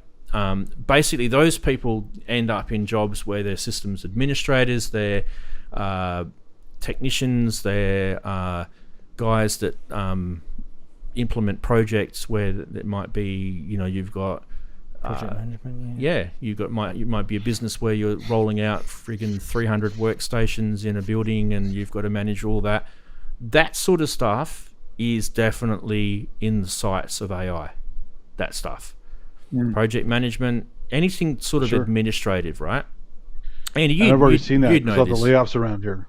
Yeah. I don't have a degree in IT. I learned it by doing. My degree's in biology, so I'm living proof you don't need a degree to do it and have a good career in it. The problem is, at some point, you are redundant, you are expendable, and as companies are downsizing, laying off because of AI and other things, and ageism and all that stuff, you become useless pretty quick in their eyes, right?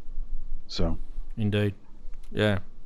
Because I've been talking to people, because I'm doing like Lyft and Uber on the side for some side money and stuff, and I'm picking up people at Google, and so all the people talk about AWS. I'm picking people up at all these other companies doing all this AI stuff, and they're often chatting with each other, not to me, but I hear all the stuff they're chatting about, and it's amazing how many people are working with AI tools of all different flavors, and how they're not even really doing their own coding anymore. They're just using AI to do their coding for them, because they're just like lazy, right?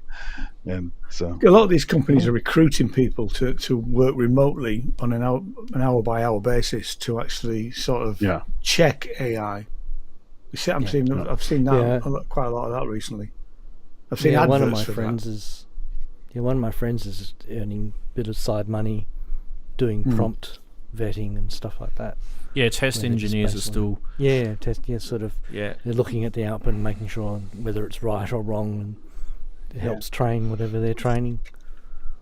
And now we have these damn think automated cars in San time Francisco limited, by though. Waymo. You guys heard of Waymo, right? It's a carve out of Google. They're deployed in San Francisco now. They're automated robot cars all over San Francisco, taking away jobs from rideshare people. And messing up traffic flow a little bit. Cars will definitely be driverless. In our lifetime, we'll definitely see it. It's true, but the part of the American concept of the open road and the long adventure, the road trip, people are going to go kicking and screaming away from that, though. You're not going to be able to take it. It'll be hybrid for a while. There'll be a mix of people and automated cars. But anyway, so getting back to that, I feel like that conversation I had with my friends about what's the future of IT, I immediately then thought to myself, it's very similar. What's the future of music? We're already seeing it, by the way. So marketing is probably the area where you're going to see it first, because if you can get that marketing dollar spend down, where you don't have to pay for artists and artists' times and developing jingles and developing video content, and you can get AI to do it really professionally, but on the cheap, In fact, if you look at some of these commercials, are quite clever. They use cartoons, but the cartoons are AI generated, but they don't look Little that way hand drawing thing because and all stuff. Yeah. they've been clever with the script, right? So you get some clever writers who are able to use AI to help them generate scripts and use some tools, you know, some sort of I don't know, sort of like a way of using the language, but at the same time using AI to do the heavy lifting. But you can throw the human touch, you know, the literature sort of touch to it, right? Executive. Kind of though, because you heard those AI voiceovers, you can tell it's AI. I mean, they sound fine just in passing, but you immediately know it's not a real person. They're getting good though. Yeah, I've used one of them on They're getting good. the audiophile radio show for the last couple of months, where I typed it in, picked the voice, and it's a female voice, but you can sort of tell she's AI, but it's just a short advert, you know.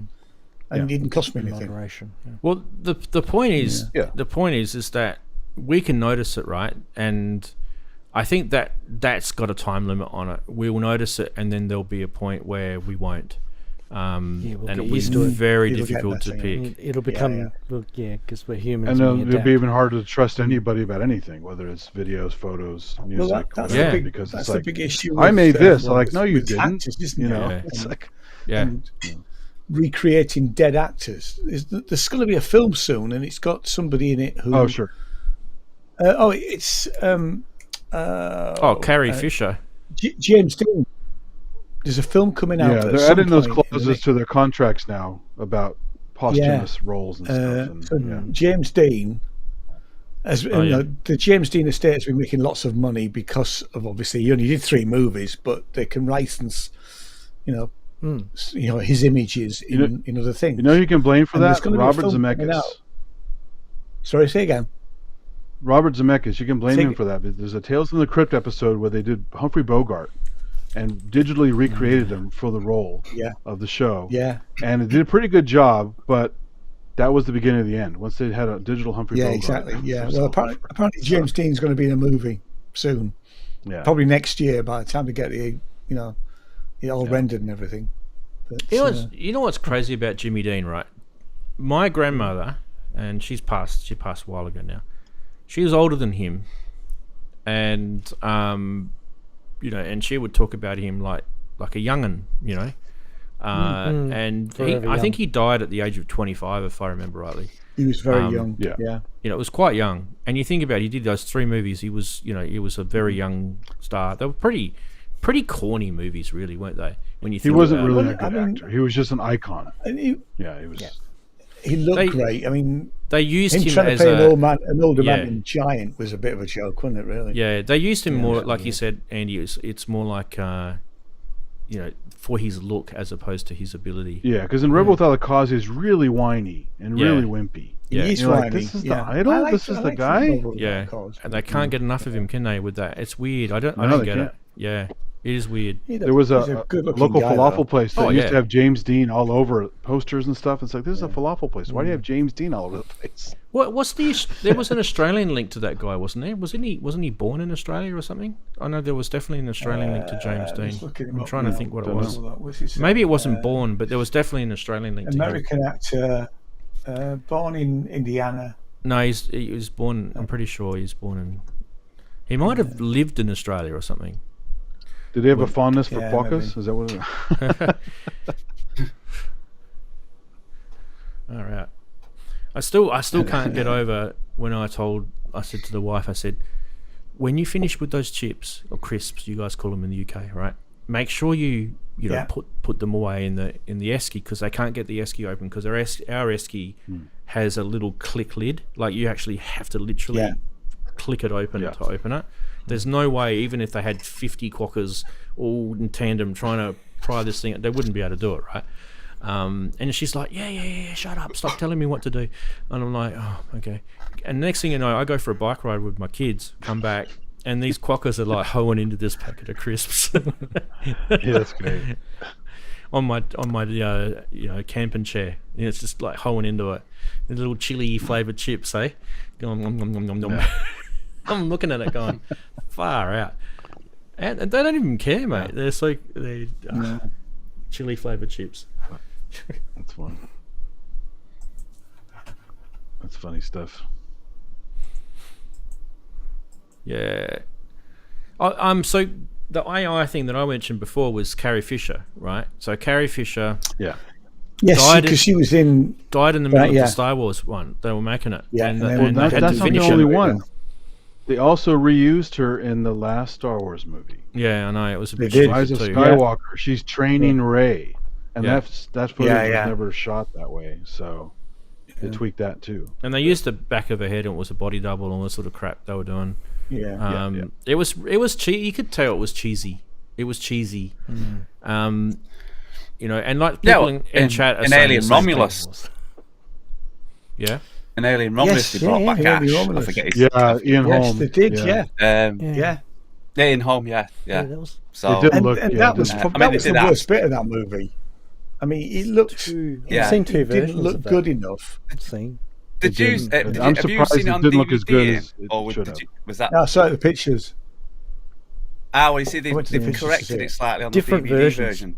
Yeah, Have they? they went back Oh, to they the did? live Yeah, action it's version on- on the DVD. It's on streaming now. So is that the corrected version? Yeah. It's on streaming. I- All right, I might don't have to know, give it but another look. I Freddie liked it Alvarez apart from said the last, that last, last third. So I Freddie saw a Alvarez theater said rip of that's it. what they So I got have wrong. the one that's not Oh. doctored. So Yeah, that's the one that I saw.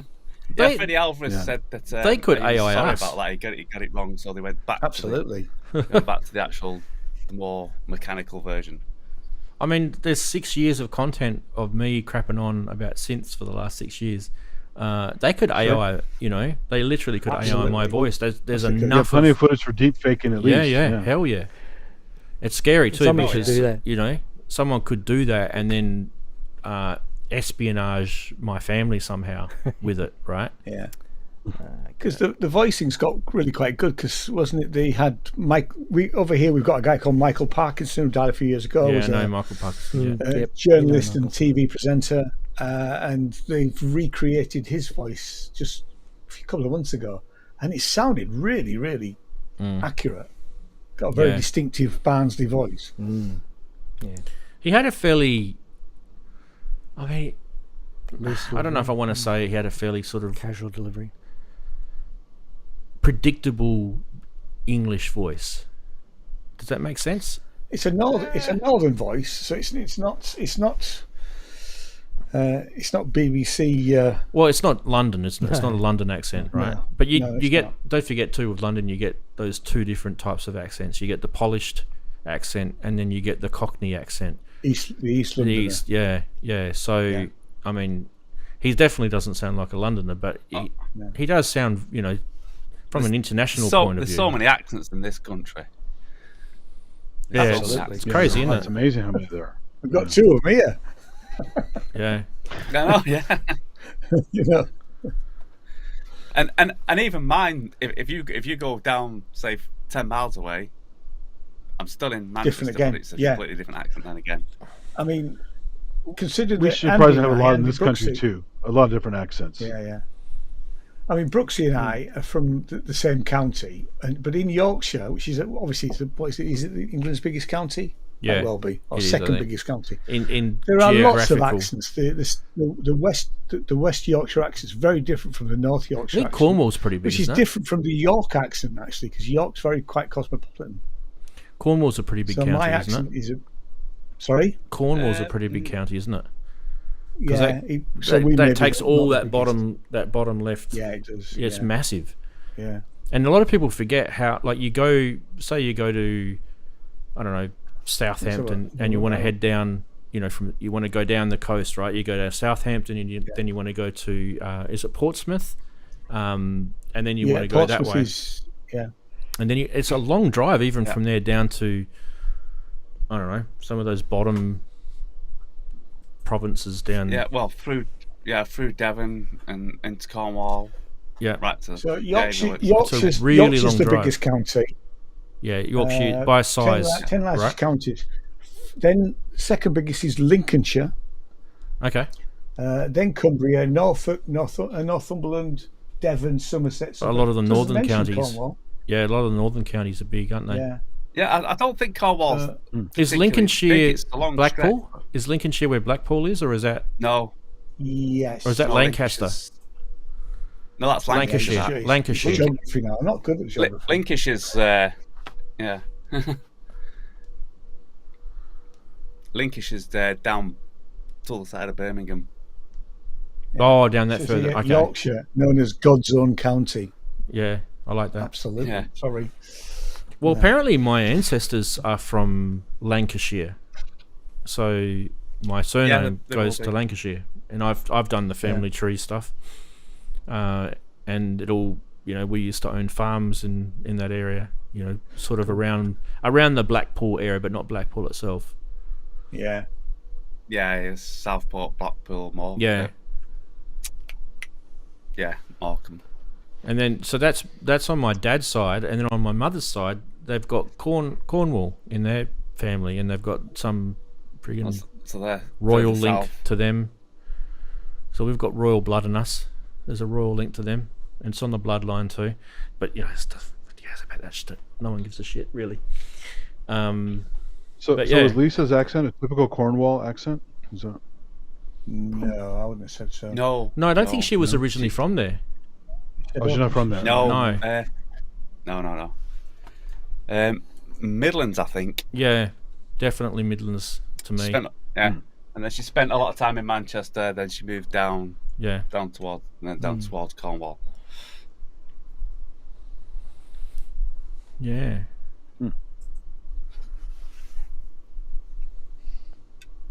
I'm just reading the chatties. Yeah. So the thing that I kind of think is interesting is we watch a lot of that streaming stuff now, right? Because, you know, pretty much gone as free to air TV now, isn't it? It's just pretty much dead. Linear TV is dead, definitely. Yeah. My parents. Yeah, I know. The olds will hang on to it Yeah. with their grimace.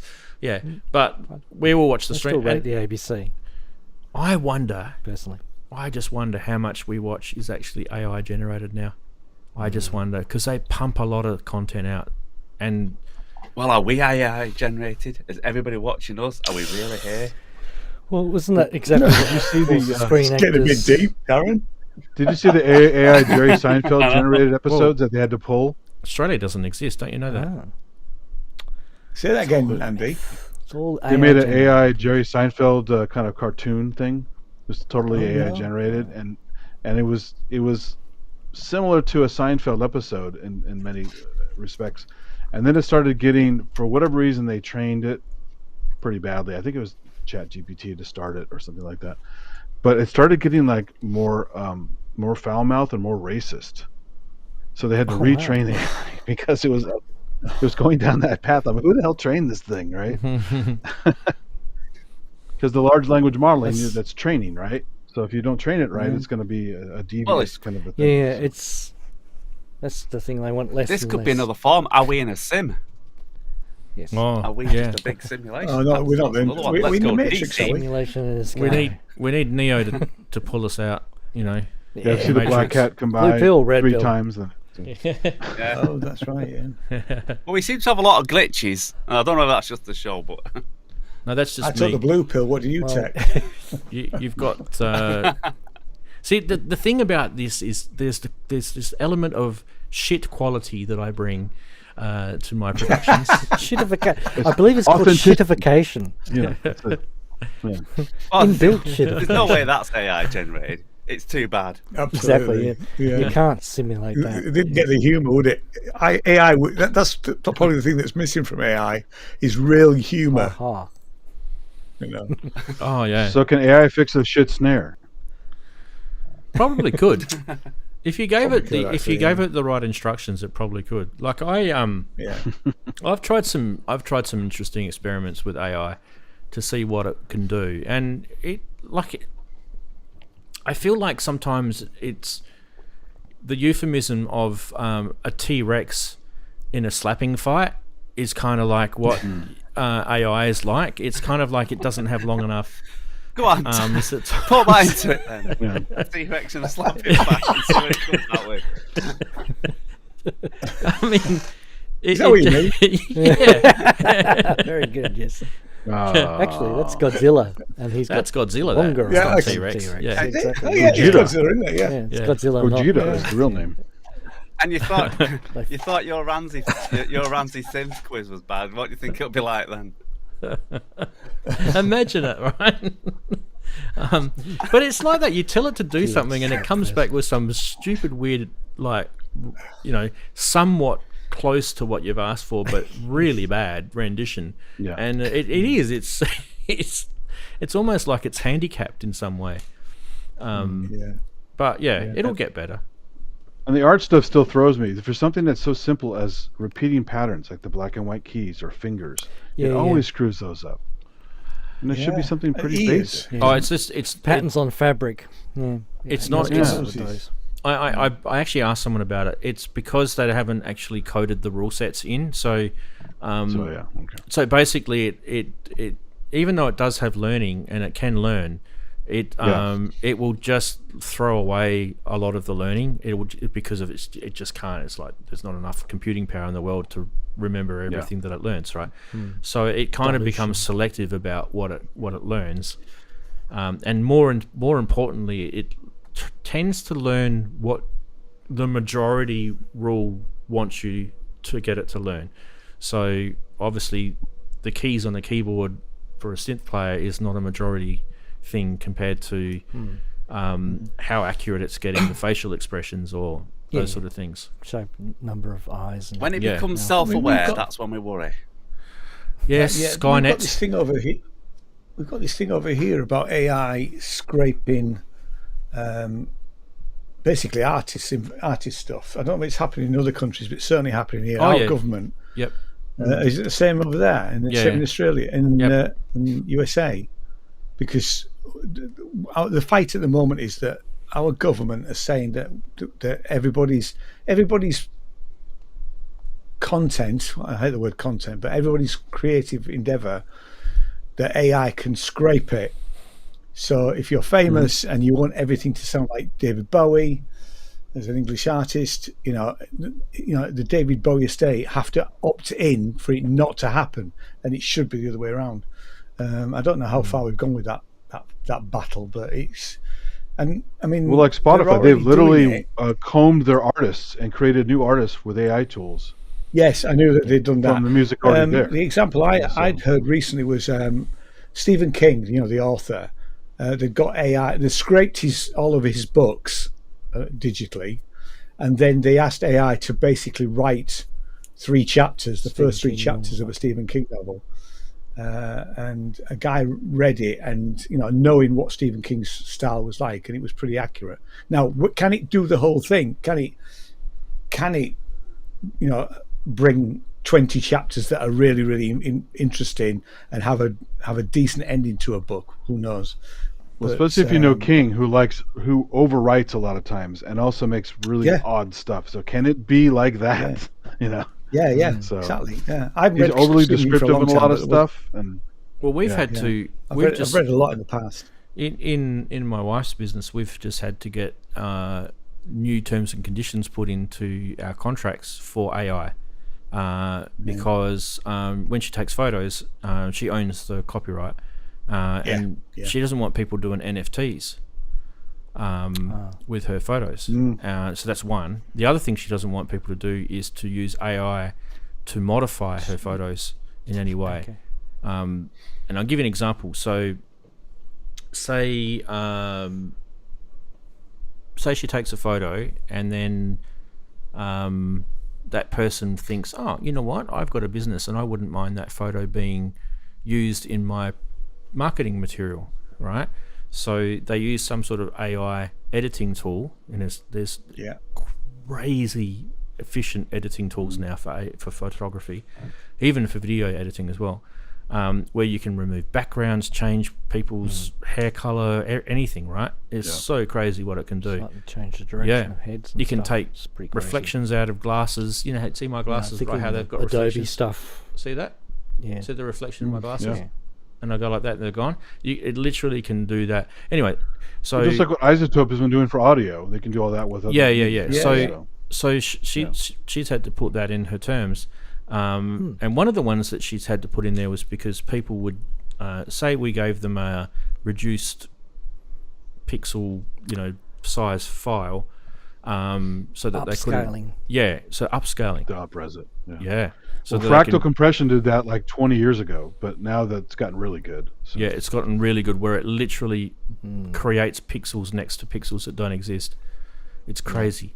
Because I was doing that with a fractal engine, and it was you could take a tiny little JPEG, and up-res it, and it looks amazing. So. Yeah, I remember doing Fourier's transform theory and stuff like that with fractal recognition at uni. We had to one of my assignments was we worked with the medical team, and we had to. This is years ago. We had to get it to scan an image of a human heart and get the computer to use AI. So it wasn't called AI in those days. It was called computer learning, machine learning. We used things like neural network, that sort of stuff, right?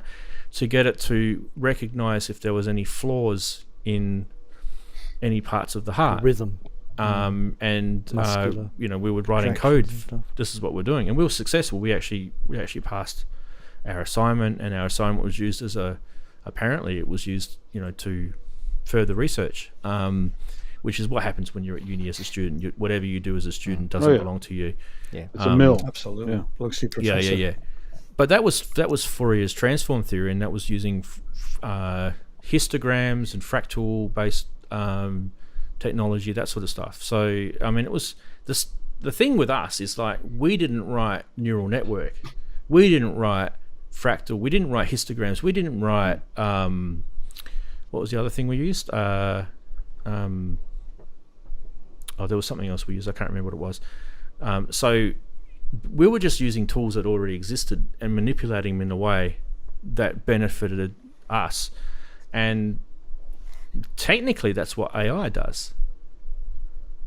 So AI uses tools that humans have written in a way that benefits us as humans, but takes the us part of it out so that we don't have to do it anymore. That's technically what it does.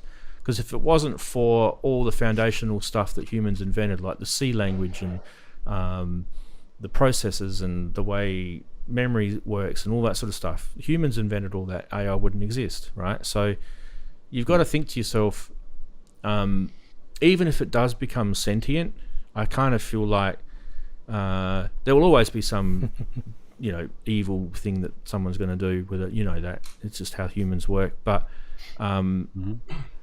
the biggest flaw with the whole thing will be the fact that the humans invented the platform that it exists on in the first place. Yeah. Yeah, if you want to see the thing I'm talking about, it was called Genuine Fractals. It was a product you could buy. It was pretty cool, but it's primitive by today's standards. But it was pretty amazing at the time. So anyway, getting back to that legal thing that we had to do. So we were talking to this lawyer guy, right? And he basically said, look, anything that you put online now, publicly available, is scannable, searchable, replicable by AI now. And in terms of terms and conditions and that, whether you give people the right, like if it's on Facebook or if it's on YouTube or wherever it's on, even if it's on your own personal website and it's facing Google or whatever, you will probably find that there's some tiny little fine print that you've allowed or you agreed to by using their service that lets AI do that. And then when it comes to some bad thing that's happened, like, I don't know, they've used your voice and they've tricked your family into giving your bank account details to them or something, and you're trying to then, hang them for it because, legally, because AI got the information and they've translated it into your voice and they thought it was you. You can't blame Google. You can't blame Google and you can't blame Facebook, and they're all completely, clean hands with it because you've agreed to some tiny little fine print. Speaking of that, have you heard the fake Liam Neeson scan that's out there? This guy's calling older ladies as Liam Neeson, and he's in trouble. He's on location. He needs help. I will find you. He builds a relationship with these women, and they send him money. One woman actually gave up her house to him. Yeah, I heard about that. Yeah, it's crazy. Wow. Oh, the It's love not affair. even good. It's like you can hear the stops in the speech, and you The can love hear affair. the inflection change, and it's not. But they don't know. They're like, oh, it's Liam Neeson. Yeah. Yeah. The love affair one's crazy, isn't it? You guys heard about the love affair one, right? So they find so all this stuff is all computer based, right? You go onto a dating site, you're single, you're old, you're desperate, you're looking for a love, and then all of a sudden now you're either going to get scammed by some Nigerian. I'm not making it picking on Nigerians, but you know it's No, but that was the right? classic one. Yeah. Yeah. Now That it's was the going classic. now that Nigerian print. you get scammed by AI. You literally get scammed by a bot. Yeah. And this bot will have a chat with you, and you think it's a real person, and that literally is just feeding you what you want to know, feeding what you like, and then you're going to buy into it, and then before you know it, you're going to be transferring money into their bank account and flying them over so you can meet up with them, and that person never turns up, and you've given them, I don't know, $5,000, $50,000, who knows what it is, right? There's heaps of people falling for it right now, and the problem with it is they use some sort of, it's kind of like the blockchain, right? They're using this scattered distribution method, and they can't pinpoint someone on an IP because it's literally, there's these tiny little segmented bots that have hacked into routers in people's unsecured home ADSL/fiber connections all over the world. It's everything you see in spy movies where the guy's jumping around all Yeah. Yeah. And they can't pin it down to anyone. They have to use some pretty significant forensic network computing to be able to track it, but it'll be some sort of command guy somewhere, and they'll have to find him that's running it. But do you know what I mean? It's your grandma's fallen in love with some AI bot. Yeah. Did you see the movie Her with Scarlett Johansson? Yes. Yeah.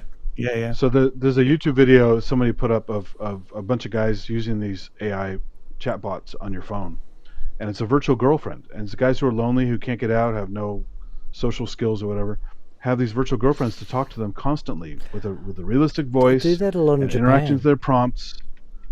Well, they have the physical ones, they're actually robots. I'm talking about just on your phone where it talks to you in I'm a sexy talking about voice and the asks you ones as well. questions. And they have too, but Japan takes it further, where it's a physical thing that you can have a relationship with. So. Oh, I saw It that. can also turn you down. So yeah, I saw that. And also they can actually make it any personality you want. Any personality you want. And so you're feeling lonely that day. Oh, I'm going to talk to. Hey, how are you doing today? Oh, I'm doing great. How was that thing? It remembers stuff you told it. Yeah. How was that appointment you had? You know. So it's pretty funny. Yeah. Emulating caring. Yes. Yeah. Smart homes. Untoward Media. Walker likes Liam Neeson. See. Have a look what Untoward Media said. Smart homes, right? Internet of Things. Like who here has got like Siri turning on the lights, that sort of shit, right? Nope. I don't. People had their fridges hacked. The little panel in the fridge. Yeah. I have Siri on my the phone. LG, and that's the only. The LG fridge. I don't have a smart speaker. LG lost money on that. They got sued and they lost money, and that was a class action, and a lot of people made a couple of $100, but over I don't know how many of those fridges that they sold cost the company a lot of money, because they literally didn't secure it at all. Oh yeah, I was going to say, the worst thing that can happen there is it'll show you a picture of what's inside of your fridge and make you think it's all gone off. I've looked at those in the stores. Those things are weird. No, they can order your groceries a window. for you. Yeah, they can. Yeah, they can. Yeah. I wasn't trivializing. I was just making a joke.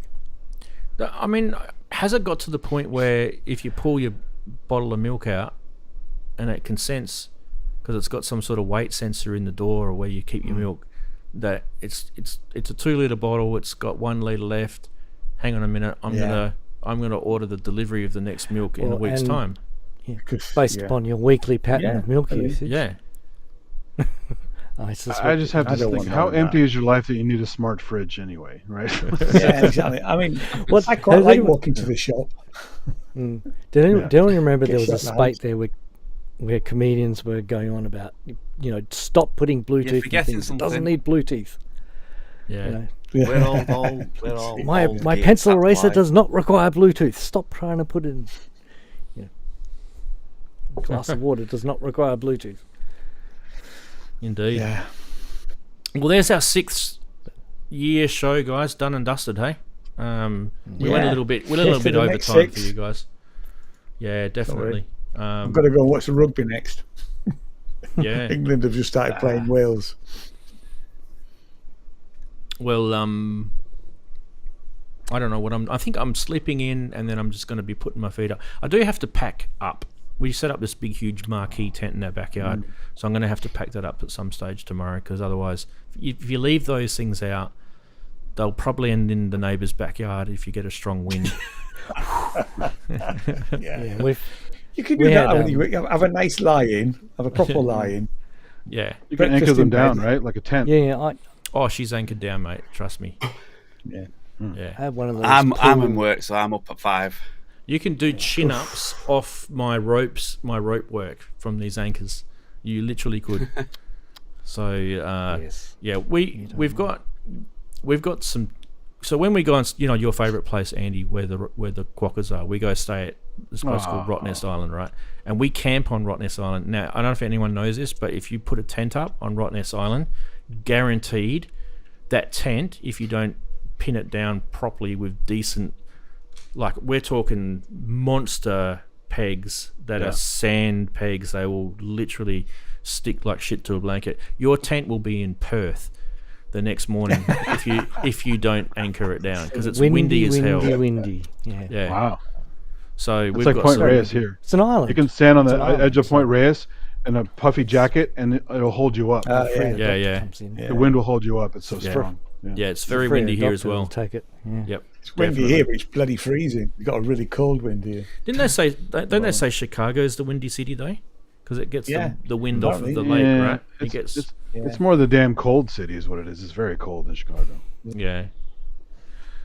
Anyway, it was always windy. It was always windy around York Minster, because you know how tall York Minster is.